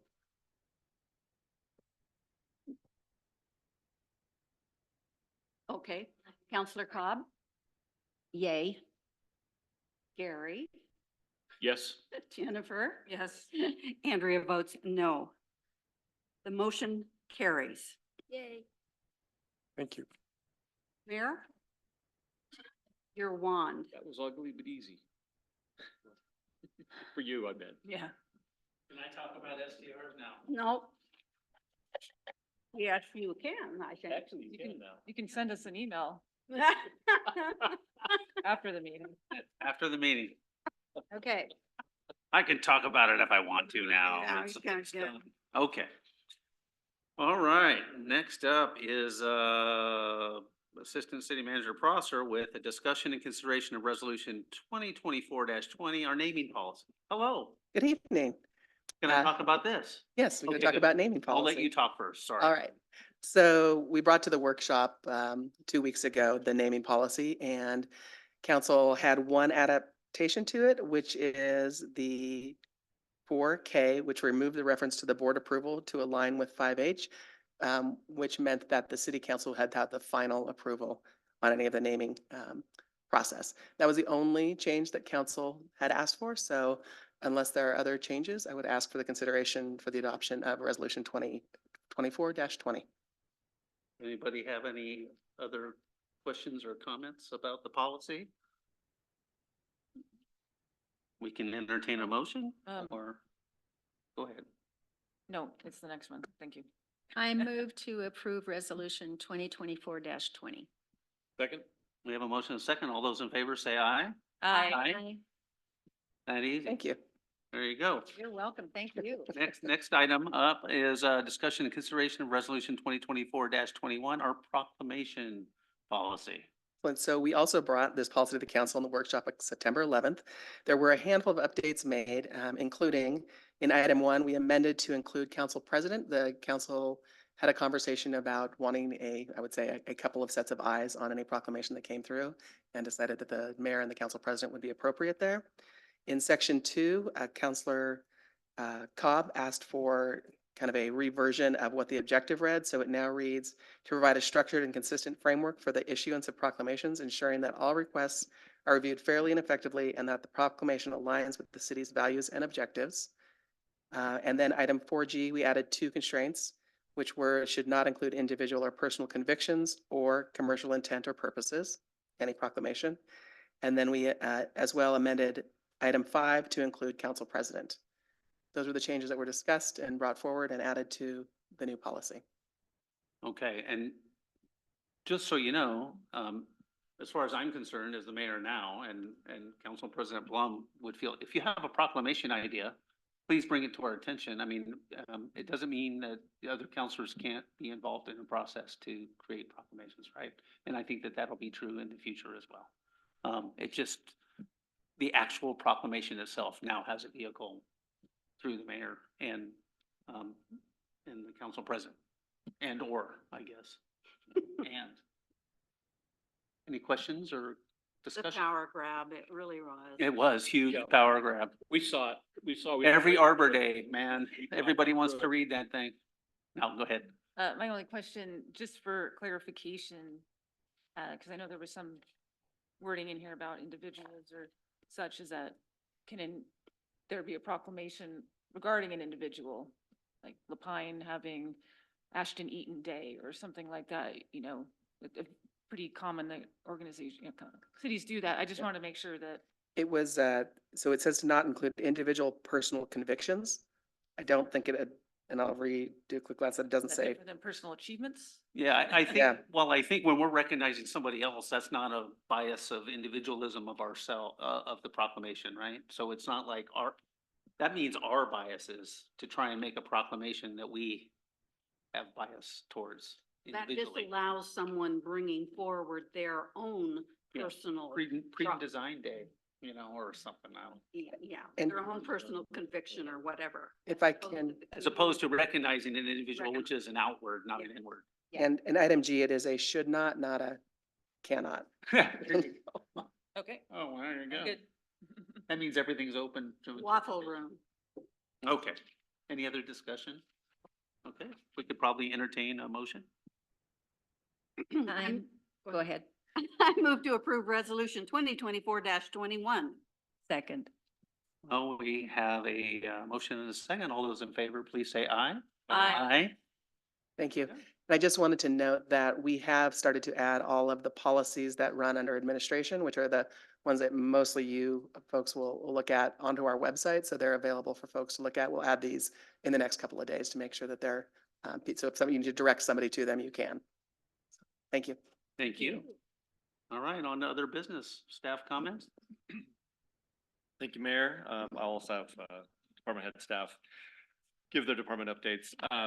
Just a reminder about October 6th. This was mentioned in the workshop, but October 6th is our community conversation about houselessness. It will be at the new Sisters Elementary School at 4 p.m.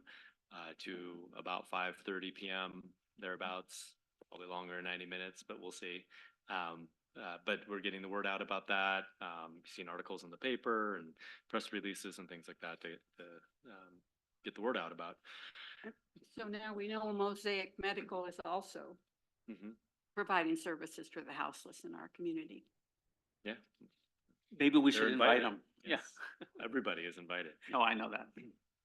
I wanted to say thank you and congratulations to Public Works, Jackson and Paul about the PRD grant for our master planning work for the Northwest Park.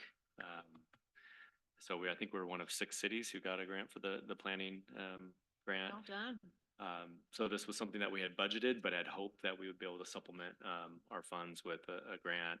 So we're excited about kicking that project off, probably starting early next year to master plan the Northwest Park.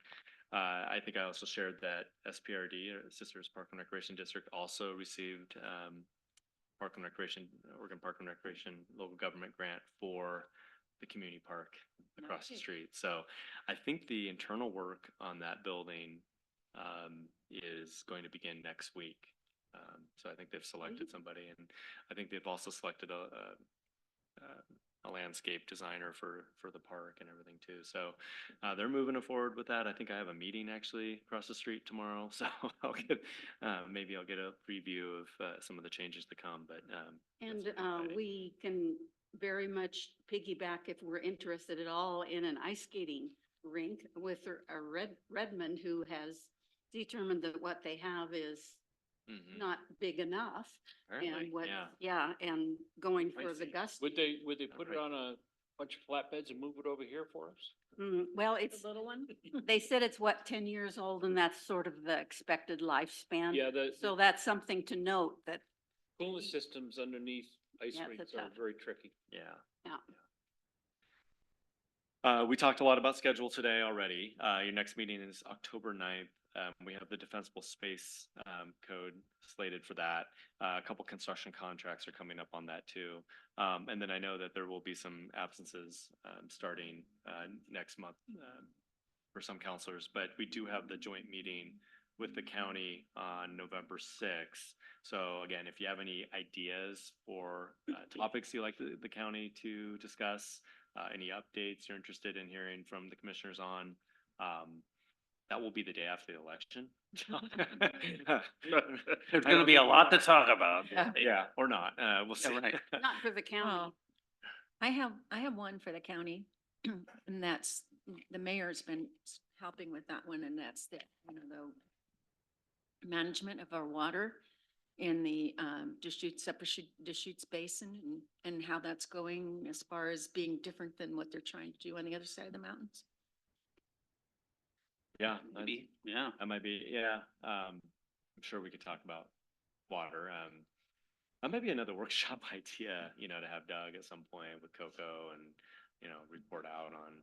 I think we should do that, and we have to, if we were gonna do that, we'd have to do it. The legislative session is coming up. Right. I mean, it starts in January, but they're already lining up what bills, you know, they're asking for lists of things that people need, and it's kind of crazy, but the legislative session has almost already begun. So we're gonna have to make sure, I'm gonna give an update on water, when I speak too, so, Okay. but yeah, I think we would have to do that this fall, and the sooner the better, actually, to get Doug on our calendar. Thank you for that. Yeah, great. He hasn't been here, Since I've been here. since I've been here, so, Not in front of the council. no. He can really give you a good insight of what he does and what he does for Cocoa, which in turn is what he does for Sisters in the whole region. And Doug Riggs, he's the lobbyist who created Cocoa 25 years ago with Ed Fitch, the mayor of Redmond, who's now the chair this year.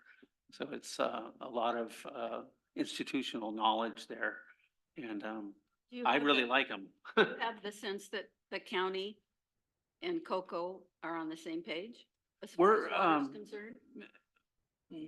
For the most part, although, you know, Commissioner Chang is a little more sympathetic to the conservancy side of things out in the county, which they're partners with us in Cocoa, so it's not like we're adversarial, but at the same time, he tends to side on that side, although he's a board member on the basin, he's on that board for sure, so he's involved for a lot. Yeah, and they were participating, remember that water summit? Yeah, we had a water summit. They were there with with the state legislators that were here to visit as well. And so, yeah, he's definitely involved. And the public would be really interested on an update on that, pretty sure, yeah. Well, and I think it's just as important just to have Doug Riggs in front of you guys. It'll kind of give you a deeper understanding of all the extra work that I do at Cocoa. Yeah. It's a lot. Update on. So. Paul, any questions for me? Okay, Paul, Public Works. The one person hasn't talked yet. Paul's got some good news, I think. We do. So East Portal Phase 1 improvements, bids were due today, and we got 6 competitive bids. They all looked good. And the low bid was just a little bit over 900,000. Excellent. Remember, the cost estimate coming out of the 100% design was 1.25. So that helps us with that funding bridge, the gap that we're gonna have to work with CET and COIC on with the 25-27 STIF funding. And it'll just make that conversation go, I think, a little bit easier. So they were worried about that as well. Let's see. We got the OPRD grant. And we're gonna go to our qualified list of landscape architects, and we'll put together an RFP and get that process going as soon as we have the grant agreement signed. Then we can start procuring the consultant that'll help us through that process. How long does that take, Paul? To get the agreement, Yeah. we're looking probably about a month out. Yeah. And then that's really it. I mean, we're just kind of getting ready for winter, and we're putting on a folk fest this weekend. It'll be busy in town. Even with the little weather change today, we're gonna see a lot of people in town, a lot of tourists, a lot of pedestrians. So we got everything. We were out sweeping this morning, frivolously with all the wind that came in and blew all the pine needles back down on clean streets, but we'll be out there again tomorrow as well. So, Any idea about the roundabout? as south- far as South side- completion, the South side part, you know, is it gonna be open? we're still a couple weeks out. So yeah, had some paving going on today. I believe there's more paving scheduled for today or Friday, or tomorrow or Friday. And then they got sidewalk work on the east side of Locust, and yeah, they still got some work to do. It is what it is. Have you heard anything from ODOT in regards to if Old Mackenzie is gonna be open before the end of the season, or you think they're gonna just keep it closed? It's all fire related, Yeah. so I don't think they know. I think that's gonna come down from the Forest Service more than likely, that team that they have, so. I drove up through there on Sunday, up the Mackenzie Highway, not the 126 all the way. And they were just preparing, because it was late in the day when I came through and the temperatures were dropping. And they had about 20 of their class, forest trucks out there getting ready. And it looked like they were setting up to do a back burn from the highway up towards where the burn was on 126. So, I mean, on 242. So that it's still pretty active in there. And I think the reason 242 is closed right now is so they have the ability to run their vehicles in and out and not have to contend with traffic on that narrow roadway. So I suspect we won't see it open before the end of the year. Wow. That's just my gut feeling from Yeah. looking at what the fire's like down there and how much trouble they're having with the terrain. The wind today didn't help, I'm sure. I'm sure it didn't. Gosh, you did get a bit of rain over there, though. Yeah. That's They good. did. It was raining today, yeah. And I don't want you to be bullied by any Woodlands folks about what we can and can not do on our property.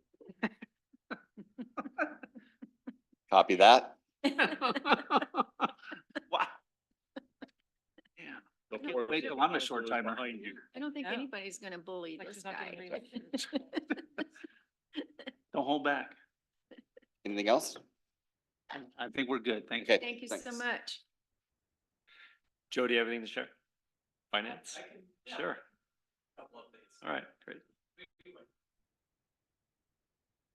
How do you copy multiple columns in Excel to, no, never mind. Oh, yeah, we can go over that. It's a little Excel No, we can do that. tutorial every other I'm the week. only one that likes it, so. Okay, so just real quick, so we finished up audit field work last week. Went really well. Kudos to staff for participating in that. They just take one day now to do that field work for that portion, so they cram a lot into that. As far as, invoice requests, so they have over 100 invoices that they want us to pull, and so it's a lot going on, but it went really well, like I said. We're just continuing to get them documentation that they need and all sorts of other good stuff that goes along with an annual audit. And then the second thing is, by our next meeting, our camp hosts will be gone. Unfortunately, they did a great job this year, so they kind of end their time when the reservations end, which is the 1st of October, as you remember. Again, they did a great job this year. We got a lot of positive feedback for them. They do a wonderful job handling that campground, and it's one of those things that we don't. Julie checks in on them every day, but there's not. They just kind of manage that on their own, which is awesome. It's As so a invaluable. neighbor, it was a non-event year. That's great. I tell you, it's like basically didn't know it was there.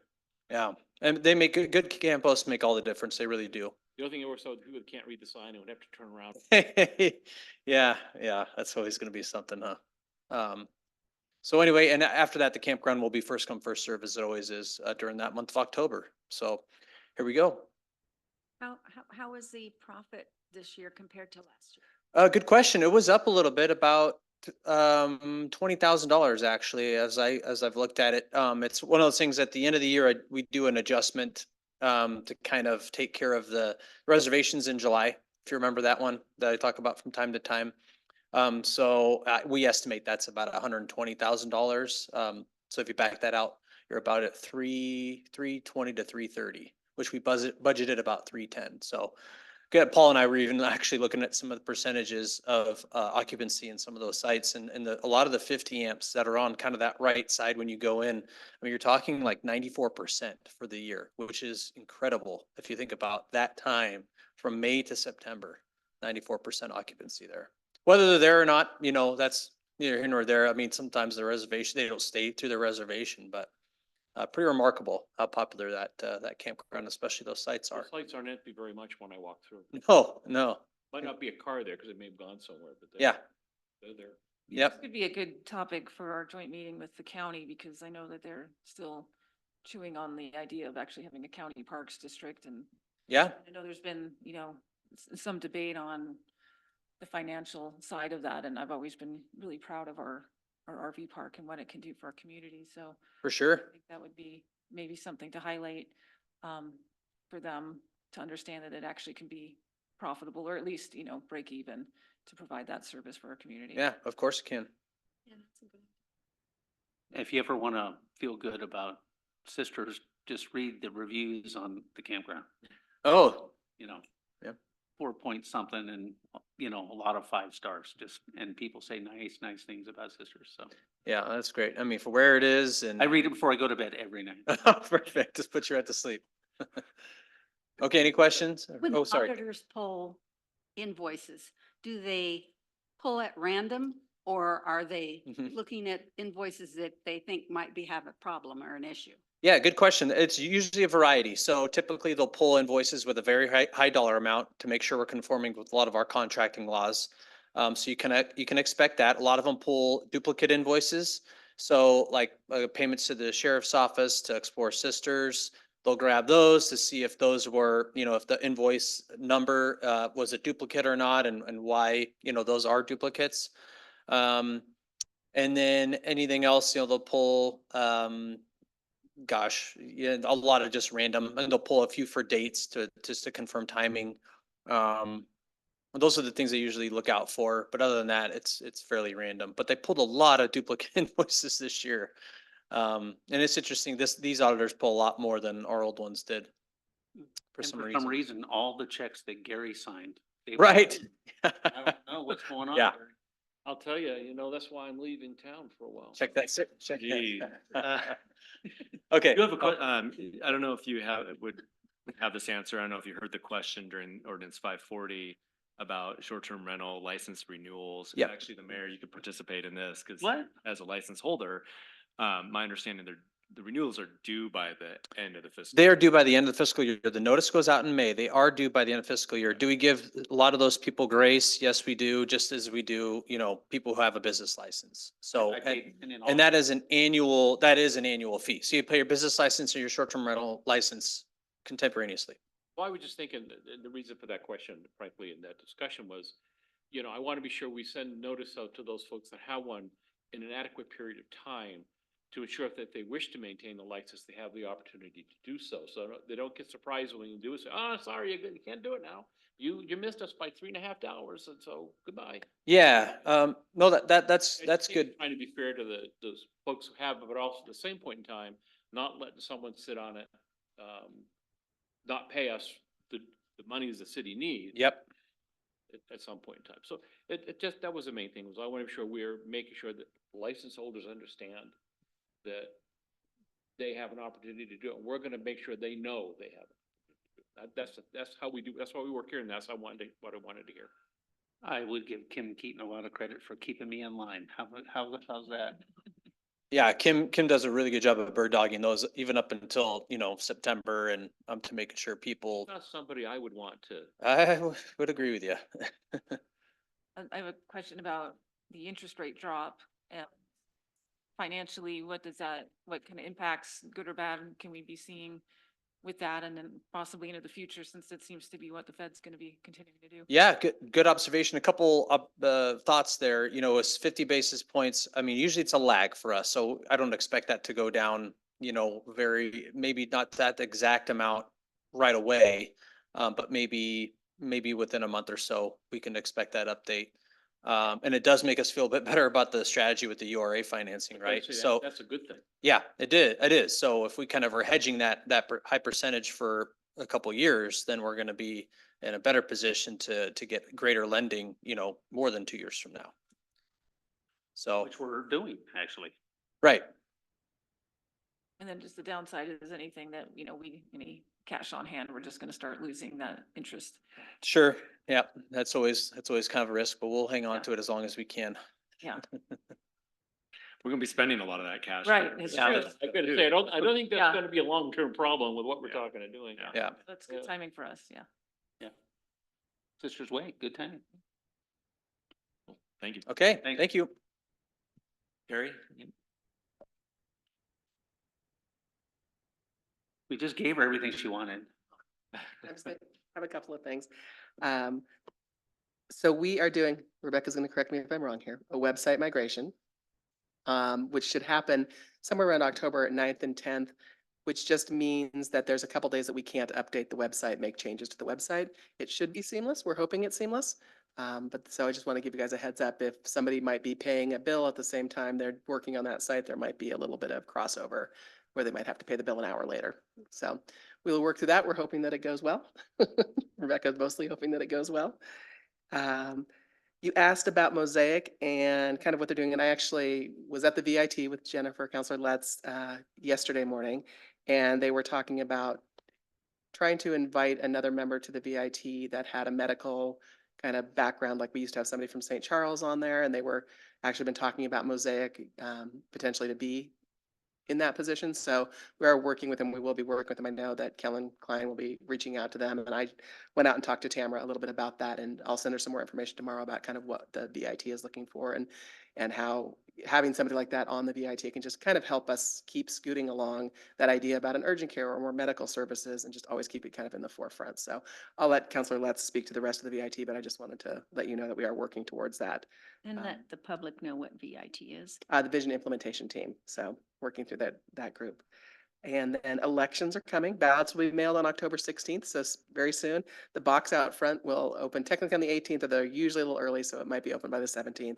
And then we've got November 5th where we close that down and we see what's happening. For those of And you who may not be here, the absentee ballots are now available at the county office. all right, perfect. The Explore Sisters is going to be doing some strategic planning in October, so we'll be doing a half-day session, Rep. Reed and myself and the rest of the board, to look at some of their longer-term strategies. So that will be really super interesting. And we're going to use Cross Current Collective, who actually did some of the work for us prior to standing up Explore Sisters. So that Can will you remind me the date of that meeting? I can an email tomorrow. I think it's October 24th, but I'm not sure. Oh, yeah. Off the top of my head. It's later. And then just as a heads up, I'm still participating in the historical and cultural district phone calls, conference calls that we're having once a month, just kind of brainstorming, talking to other cities and agencies that are working on not only culture and historical districts, but also on art programs. So we'll be coming to you at some point with a workshop in the near future, kind of talking about what public art program might look like for us. Any questions? Oh, you're right on the 24th because it's the regular meeting and we're doing it that morning. I Yeah. think. All right, thank you. Scary. Community development.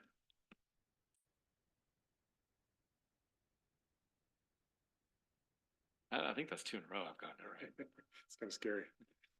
Of course, got to do an update on UGB stuff. Some of it's been touched on already tonight, but we're preparing for the next steering committee meeting next Thursday at 4 o'clock.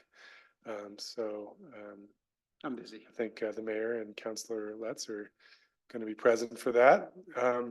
So it's going to be, we're going to start adding a little more meat to the bone, I guess, so to speak, for review. We've created that study area and we've kind of been honing in on our exception lands, our priority 1 exception lands. We're going to be adding some more analysis to that. Developability of some of those parcelized subdivisions out there, doing some mapping of assessed values of the houses out there relative to the value of the lots, so that we can kind of get an idea of the likelihood of those lots being redeveloped at some point.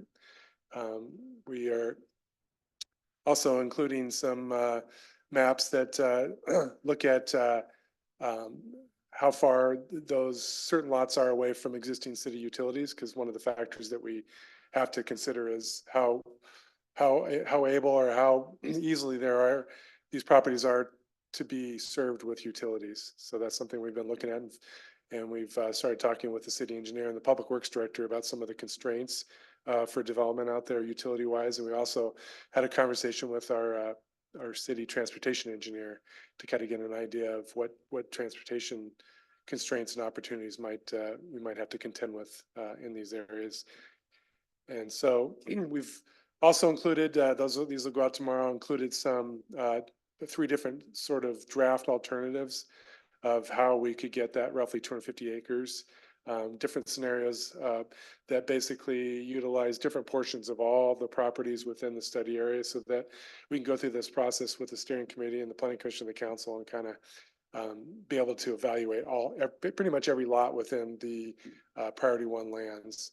And that will help form what will be more refined alternative, probably three alternatives that we'll take out to the community with open houses and, both online and maybe in this building to get that feedback on those things, which will eventually kind of result in a preferred alternative. So should be an interesting conversation. We just sent out a letter to 350 property owners out in the study area to let them know that their property is within the study area and could be potentially considered to be brought into the urban growth boundary. With that, now that we kind of know where we're looking, mostly felt that the time was now to let those property owners know and make sure that they were aware that this is occurring and how to get information and understand what that means. So that Have your phone number? yeah, I'm probably gonna get a lot more phone calls in the next couple of weeks, but that's okay. You might need to get Jordan's haircut. What's that? You might need to get Jordan's haircut. So Planning Commission last week approved some modifications to the Woodlands Master Plan. And that basically took that corner lot that's kind of at the corner of Barclay and Pine. At one point, it was considered to be like a congregate housing parcel that they didn't have a specific use for, but wanted to keep that as an option. Our code doesn't really allow congregate housing, so they've kind of gone in a different direction. And coupled with kind of working with Habitat to try to find uses for those ARPA funds that Habitat received. They got a few of those cottage units built, but they're finding that it's really tough to deliver affordable units in that kind of that larger lot, larger cottage model. So they got approval for a 6-lot smaller cottage unit where that congregate housing was supposed to go, and that will be for Habitat to develop or to manage So is that and market. 6 lots that are different than the lots that Habitat was able to buy originally? Yeah, some of that money was supposed to go, I think $1 million was supposed to go through 6 lots, I believe. I thought it was 2 Not- lots at 100,000 each. Yeah. They got a couple, I don't know, 2 or 3 or 4 built, but in order to deliver the other ones, they felt like they had to go to a different model, kind of a smaller footprint cottage unit. And that's what this cottage development is going to Okay, be. so they did a couple under the They did. original, and now they're taking the rest of the money and putting it in. Yeah, so I think there's gonna be a total of 8 total, when all said and done. Been working with our dark sky committee to, it takes more work than you think it does, but to, come up with our application for, dark sky certification. And so we were just getting ready to submit a second draft, to them for comment. And so that we can submit our final draft and hopefully get it in before Antelope does, because we want to be the first. We don't want to get beat by Antelope. If I heard right, you have to have really shiny paper, Shiny what? shiny paper, really Paper. nice, thick stock. Yes, yeah, it's Do all as good about, as you can. it's not about substance, it's about style. No glare though, dark sky. No, yeah, We told Antelope they could send it in on craft. yeah. It's a race for the stars. But in fact, part of this application, and you can see, well, Jackson was here earlier, he had his vest on. He is going to go out with Rima Givet, who's our astronomy club science teacher, and Bill Kowalik, he's the Oregon dark sky official. And they're going and mapping out where all the public lights are, and then analyzing them, whether they meet the ordinance or not, brightness. So I'm going to go join them for a little bit out here shortly. So that's cool. And I think Jordan talked about the code amendments that we're going to start working on hard now that we've got tourist commercial and short-term rental out of the way. We got some, Matt's focus is wildfire. So, yeah. We like that. Yeah. All right. Thanks a lot. Thank you. Thank you. I think we got them all. All right, Yay. it's down to us. Who wants to go first? Okay. Counselor Cobb. What time is? I would like to suggest that the council at some point consider, maybe early next year, modifying the charter to have the mayor elected. And if that were to become before the public in May, then starting November of the next year or that year, we could, well, it would be the next year because you've got a 2-year term, don't you, Mayor? Yeah. Yeah, You're twenty-six But Yeah. would be the next, 26 would be the But next. Yeah. every election cycle. year. So- we- Anyway, you in. I think it's something we ought to consider, because it So makes you that have seat. some reason why you think an elected mayor is better for the city than what we do? No, it's not that the mayor isn't doing a good job. This mayor, our mayor is great. But it's, the town is growing and before you know it, it's going to be 10,000 people and having a mayor that's elected makes it, makes a more powerful mayor, actually. Are you suggesting a partisan or nonpartisan? Nonpartisan. Nonpartisan? Oh, yeah. Just interested. Yeah, just like we are. Yeah. The advantage that I see to what we have been doing is that we can actually kind of get together and we know each other's personalities and strengths and weaknesses. And so, and we know who is interested in possibly doing that. And I see that it has, in my experience here, has been a real benefit. I'm not real sure why the amount of population would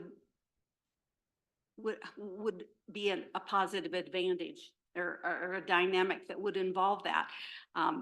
What I have seen where I've seen elected is that it then makes the council much more political. And there's pros and cons to, all of that as well. But I haven't seen in the experiences where I haven't seen where that was an advantage to the community. I've seen it where it's been a disadvantage to the community to politicize that. Also, I mean, of course, we haven't had this election yet, but I would say even by the time we do have this year's election, I'm pretty sure I could stop anybody on the street and they could not tell me more than one name of an existing counselor or one name of a person who is running to be a new counselor. Very few people know the names of our county commissioners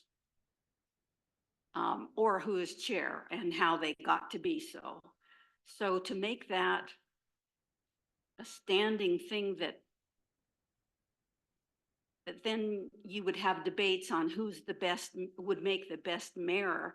I think it really needs to be considered because I think there are definitely some negatives to that, and I haven't seen in my experience any positives to it. And the thing I'll say about it is we just have to be careful what we wish for sometimes. And the reason I say that is because you are beholden to that vote, whatever that vote is. And so it may make it easier for somebody who with less scruples than others possibly. But the other thing you have to consider is that's a big change in government. Because not only do you have to, okay, we vote the mayor, and that sounds like very simple, but you have to say, okay, when you're changing the charter, what's the role of the mayor as compared to the rest of council? Is the mayor the one who's sending the agenda, or is the council sending the agenda? And it's a big change in the sense that you're changing how the relationship is between the mayor and the council. If the mayor's a voting member of the council, I'm beholden to you guys every vote we make. A mayor that's not is not totally, because he or she can go out there and try and sway popular opinion against what a council might want to do, even though that they're equally as elected officials. So And I think that there's different mayoral systems. There's strong mayors and not as strong mayors. And then there's the system we have, which is, I think, the most simple and easy to keep track of what the mayor's doing. Because again, I'm a voting person, so I can't go out there and set my own policy. It's a good conversation to have though, because I think that you can talk about it and kind of see what the public thinks. And I think a lot of people might say, oh, I don't know. I think a lot of people would say, yeah, that's democracy and let's do it. But I think that there would be probably an equal number of people who would go, I don't know about that. Because it adds a sixth elected official. And how many hours is that going to be? And is that person, mayor, is that mayor going to get paid or get a stipend? Or, you start opening up all these different things. You start looking at, do you have a 5-person council and a mayor who only votes to break ties or something? But I think that it's worth a discussion. But my experience somewhat mirrors yours. And in other governments that I've been involved in growing up in New England, where you have every year you have a town hall meeting, and that's when the budget is, everything gets done at the town hall meeting. And every year, an individual gets elected the chair by the people in the audience of the town hall meeting. And I can tell you that in one year, everybody might be wanting to pave the main street, and the next year, everybody will want to tear up the pavement on the main street. And that one person drives that agenda. And now I think we're a little bit more intelligent, but I'm not that worried about it. But you have to be in a New England town hall meeting to really understand how weird it is.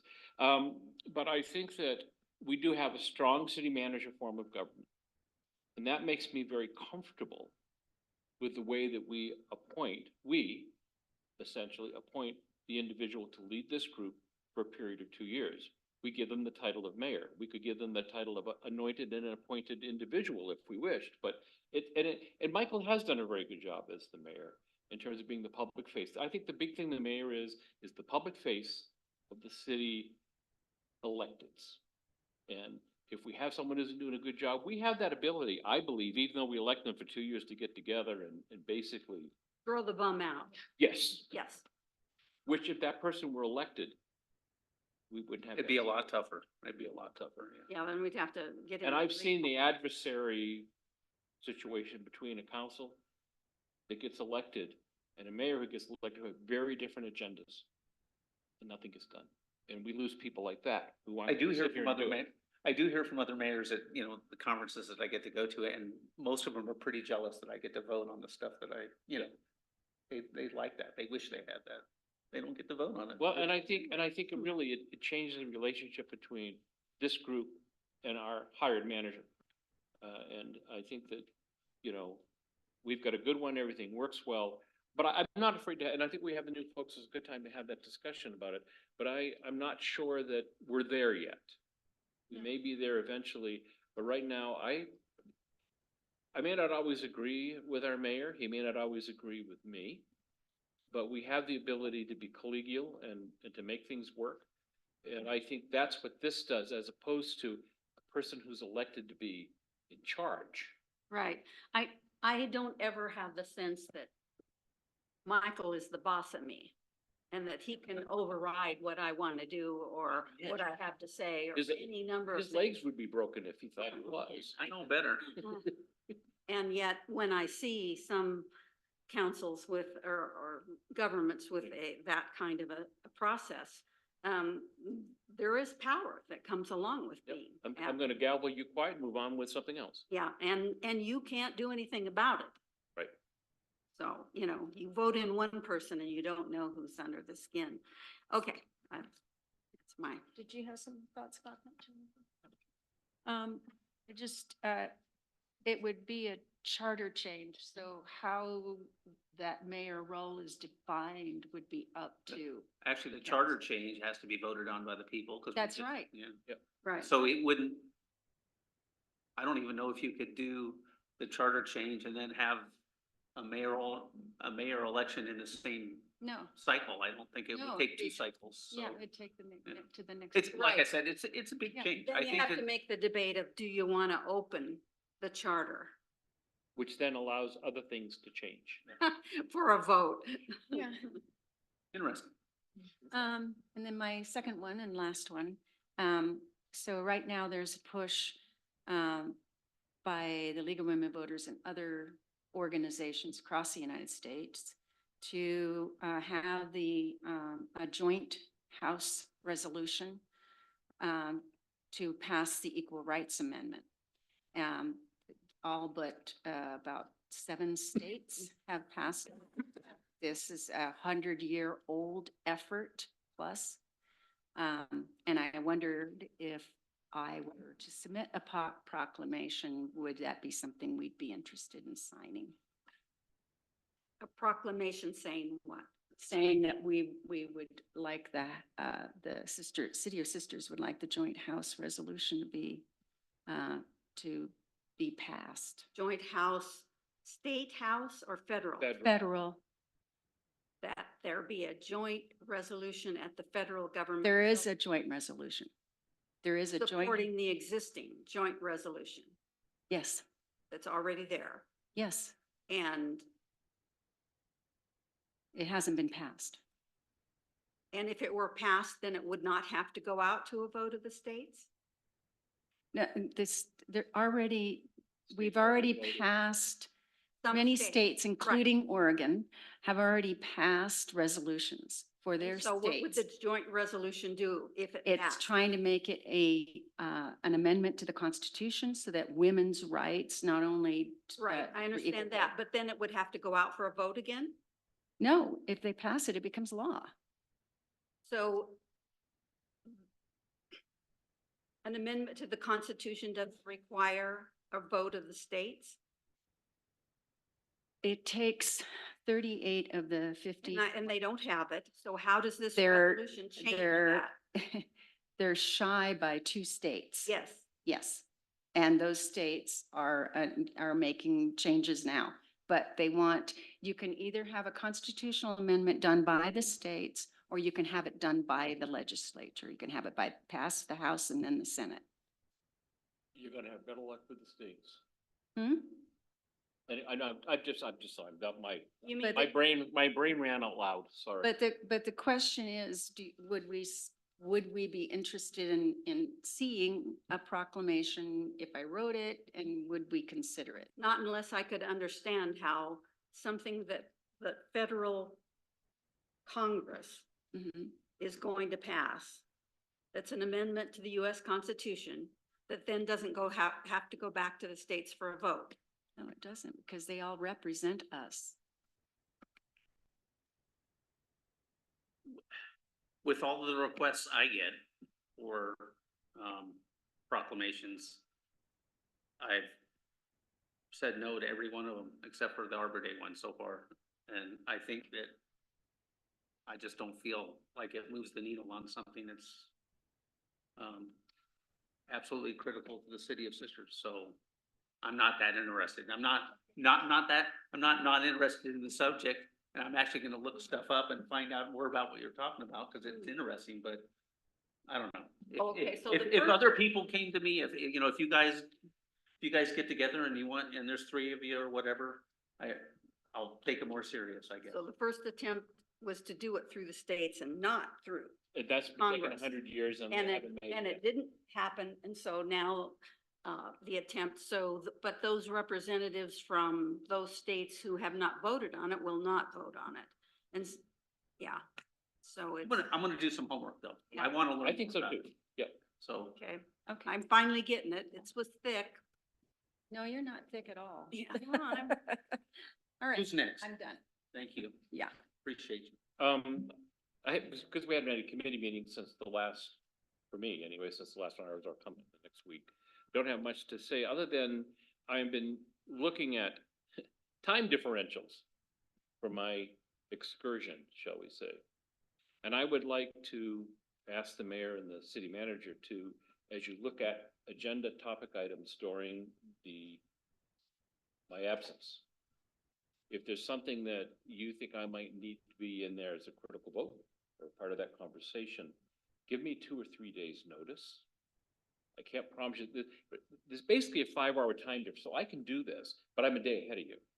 So I have to know, so I can tell my wife, so if we're somewhere, I can get an internet signal, I could log in. Otherwise, but I will make an effort if something comes up that I'm needed. How is your vote valid if it's taken The day, the day before, taking the day before.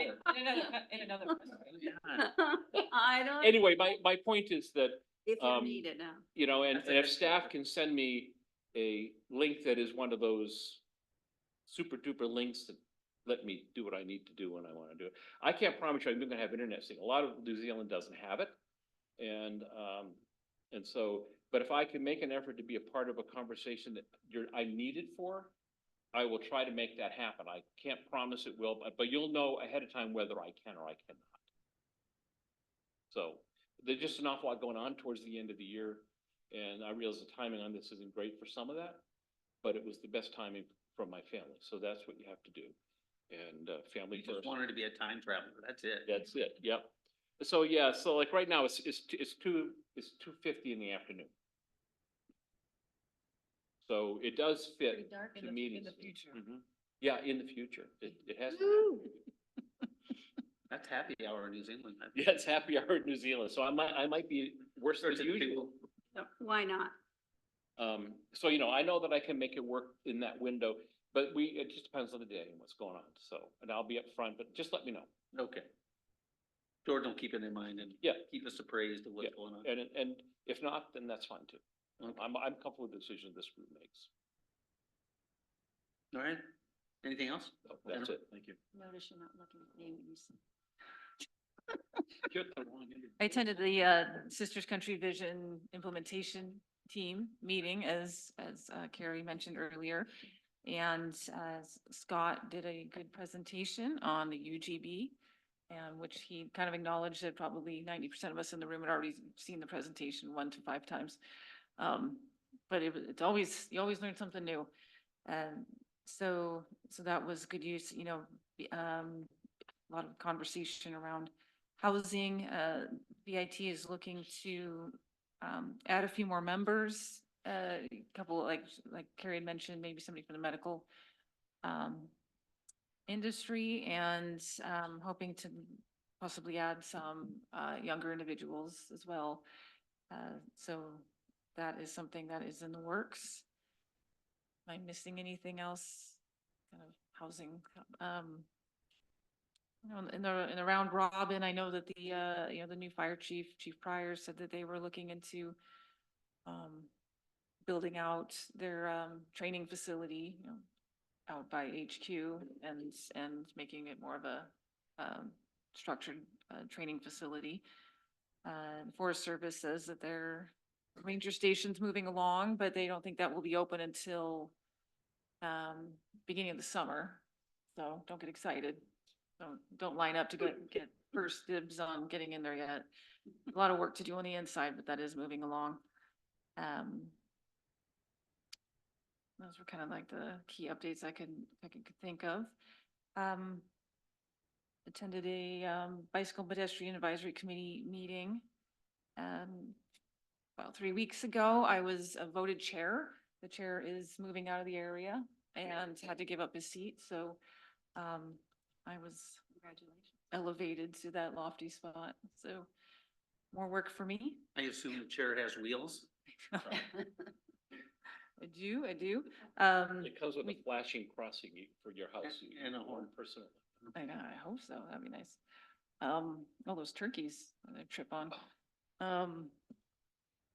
Yeah, and the Bicycle and Pedestrian Advisory Committee for the county will be having an annual summit. We're moving it back into the spring. Usually it's in the fall. So I will keep you updated on that because we're trying to plan something really bigger and better.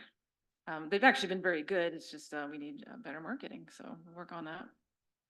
And I did have a conversation with a friend of mine who works at the regional office for the U.S. Forest Service. And he was telling me about how there are going to be major financial cuts coming to the Forest Service agency-wide. And so I just share that because being that the Forest Service and the district is such a big partner for us here, in our community, whether it's, fire, law enforcement, recreation, resource extraction, they're our neighbors. Something to keep in mind, again, the wonderful thing about a small town is that we, and especially this one, is that we work together, for resources when we need to. So, if there's anything,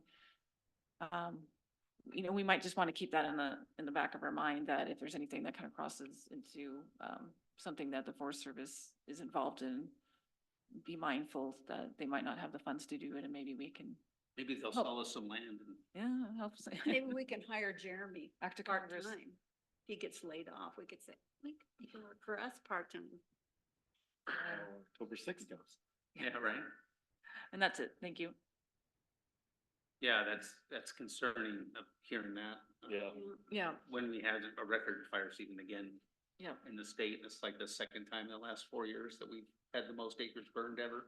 yeah. So And that's- they, that's great. even though they've been adding on to their, wildland resources and personnel over the last few years, they are still not at capacity. And now, now there's a big question mark. What is this going to do? Are they gonna still be able to fill those empty positions, or we just got And their what we seasonal, got, or? their seasonal workers don't even make enough money to rent a place, and so a lot of them are living in Yeah. trucks Yeah, all summer. well, and it's Fighting something, our fires. and something I've Not been, even from around here. I've been poking the district ranger with for a few years, is that, they do have that ability to build housing on their property, and, they are federal land, at the ranger station, and, if there's that's housing for their employees, but, they are critical community members, and many times an employee has a spouse who is a school teacher, or, has some other role in our community as well. So, just spitballing, if there's an opportunity to work with them to, help maybe get some. Joint They never, housing project. they never That'd be ever have, awesome. they never ever have money for facilities. So, That sounds like the sister's way.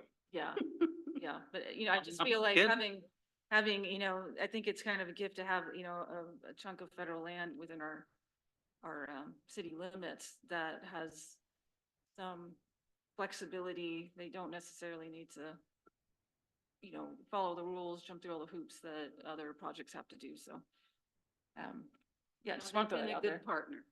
Yeah, and Great partner. as a partner, we want to keep that relationship. Absolutely. Mhm. Looks like the Charo office is going to assimilate into or become an advisory board to the Regional Housing Authority, because the governor's office is looking at siphoning, or not siphoning, but putting support into communities based on a region-wide dynamic. So us being a county, we didn't fit the mold for how they anticipate providing Boy, what a surprise. funding. Pardon? What a surprise. Yeah. So although our regional look at the houseless situation is very different than what has been done in other communities, it's been successful. So they are very much encouraging us to reach out to Jefferson and Crook County and, well, not allow them, but encourage them to participate in our group as well. So there will be a maneuver of some kind. Emerging. Yeah, and COIC, as is the umbrella for so many things in this community. And I think all things houseless will be overseeing that and making it line up with the funding, which is so much of what government on all levels has to do. Is you find out how the federal government is going to make funding available and how the state government's going to make funding available, and then you mold your ask and your priorities to that. Otherwise, you just get left out. Right. So the reality of that has finally come home to everybody on the board, and have agreed that we're going to do that in some fashion. So we don't know exactly what it's gonna look like and won't really happen in any kind of official way probably until next year, just because it'll take a while to get things sorted. Sounds like a mess to me. Yeah, it's always, I know so many things that we ask for from the Neighbor Impact, who does the data collection for their tri-county area, which at least their system is set up tri-county. And, you know, they say, well, and you go, well, why do you do it that way? Well, that's what HUD requires. HUD provides the funding, so you make the system to comply With the with what- funding. with the Yep. funding. And that's it. Oh, well, the governor's office wants this, so we have to make this set up to answer these questions. Well, what about everything in between? Well, if you provide the funding. And so Charo has agreed to give some funding for the data collection and maintenance to hopefully merge and make it so much more useful. Like right now, the information I can get from all the data that's collected is very, very minimal on what is happening in Sisters area, in the region, because it's not collected in that fashion. And it's very, very frustrating because data just drives everything in so many realms that we have to have that. So they're getting some more money. Hopefully that will help it. That's all I have. Okay. One quick thing I've meant to bring up, and this is sort of pie in the sky a little bit. I think we should also consider potential of putting a high school student as a non-voting member on the city council. I've seen it done in other city councils. We have the space, we have the microphone. And if someone is like, we had an excellent individual in here who was an intern. I think we have some students out there that are interested in government and moving forward. It usually is someone that the school picks and appoints, and then we validate that appointment. They would be a part of the discussion. It would help us get a sense of what's going on. This is not a deal breaker to me, but I just want us to consider as we look forward that potentially we might want to have a position that we hold out for an individual who's in our schools, who is interested in government. I've seen it done in other cities, and sometimes you get some pretty good ideas from them. I mean, yes, Yeah, that sounds like a good idea to me. you know, as long as the school will do their part of the work. Oh, yeah, I mean, that's the thing, is that we're not gonna go and recruit. They need to And as figure out. long as the applicants all are required to watch the Zoom video of some of our meetings, so they know what they're getting into before they volunteer. With VR glasses. Yeah. But I think, I think that they might not participate in the summer, but it is a position, typically it's somebody from the student government or someone in a position of leadership. How they pick who that is really kind of left to them. Sometimes they give a couple of names, but just something to think about. So. Okay. I'm gonna talk about water. Everybody generally knows that we've been trying to work with OWRD on the water allocation rules over the last 18 months. The rules were adopted earlier this month. And we knew when they got out after the last rules committee meeting that it wasn't going to be great for us and frankly not acceptable because they wouldn't see it from the perspective of cities where they put all of the growth on us and they put all of the land use rules on us, but they didn't really think about the water situation and how that we're going to need water if we're going to grow what everybody thinks we are. So Coco's been trying to get OWRD to change those rules. That whole time they had 8 or 10 rule committee meetings and it just never went well. And it was weird because they would say, yeah, we'll write in your ideas, and they'd write in some of them, then new ones would pop up, and that happened even after the last rule RAC meeting, they call them RAC. So we immediately, when we read the last draft of the rules that were adopted by the commission, we immediately sent a letter to the governor's office to mediate a meeting between us and the top person at OWRD. His name's Ivan. And we needed them to just be at the table with us so we could say our side, they could say their side. Here's our concerns, what's their concerns? And we had that meeting at the Oregon State Library in Salem on Monday.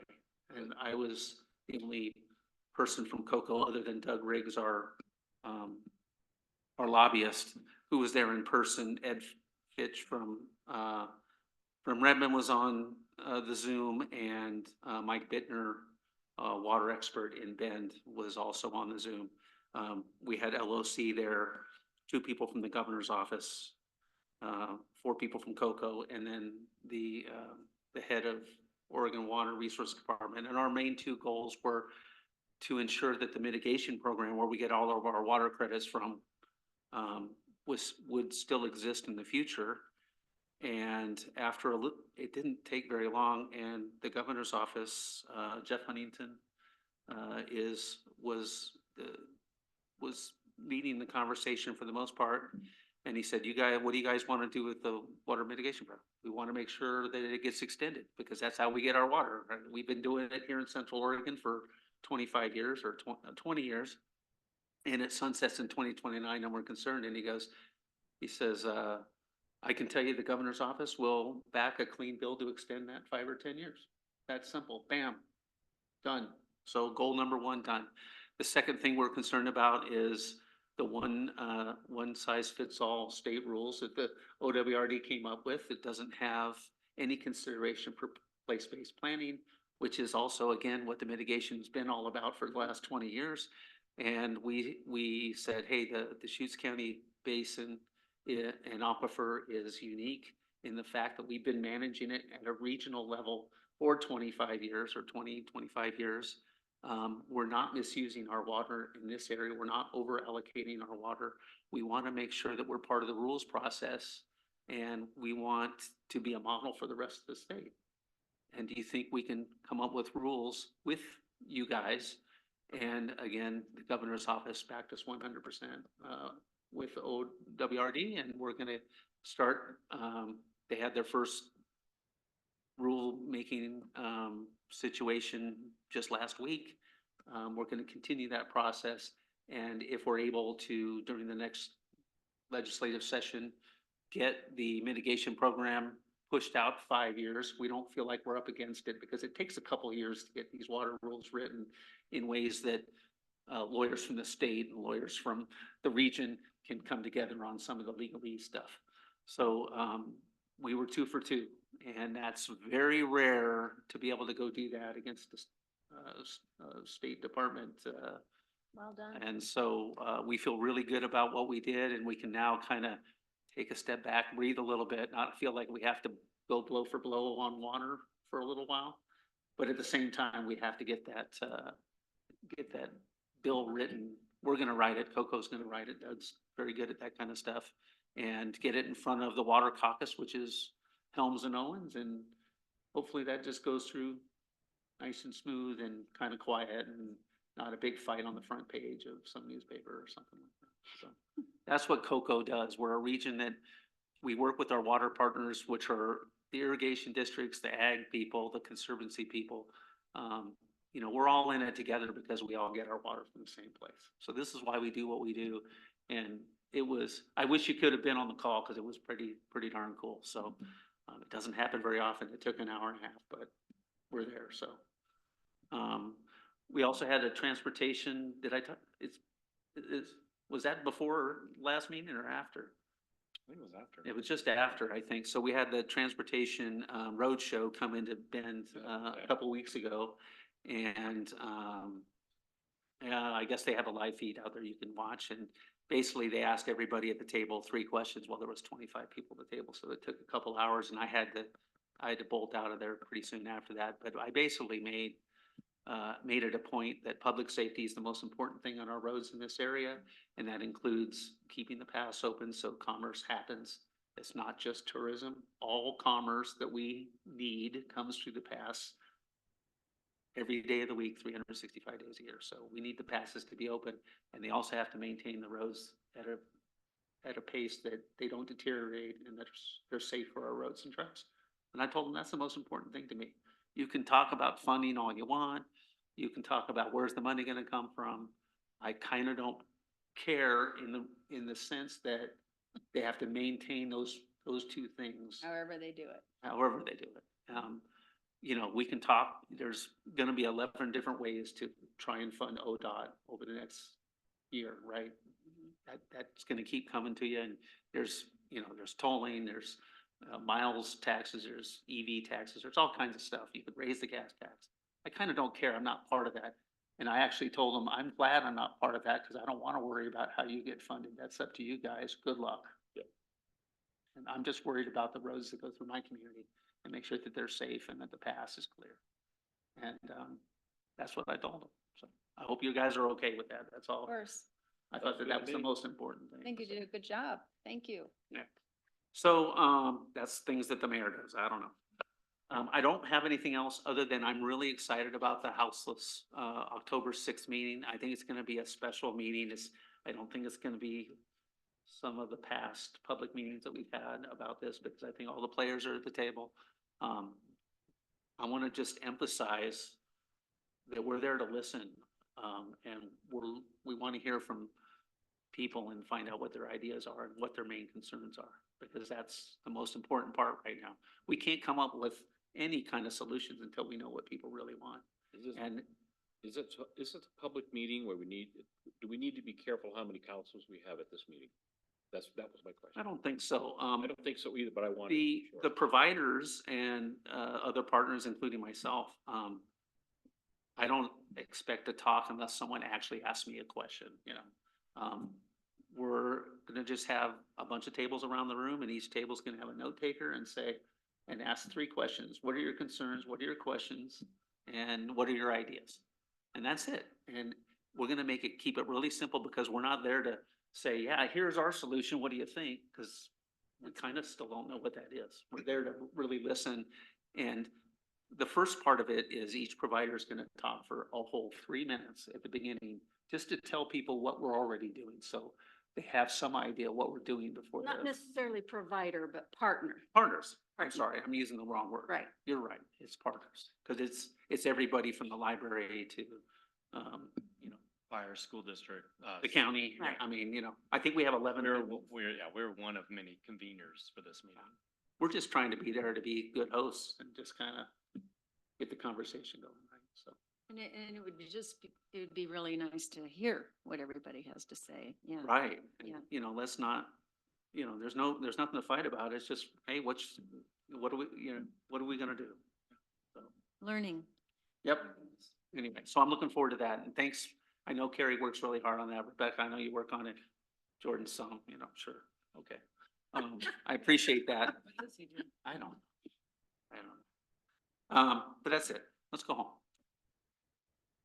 Good. Anything to sign? You had your pen already?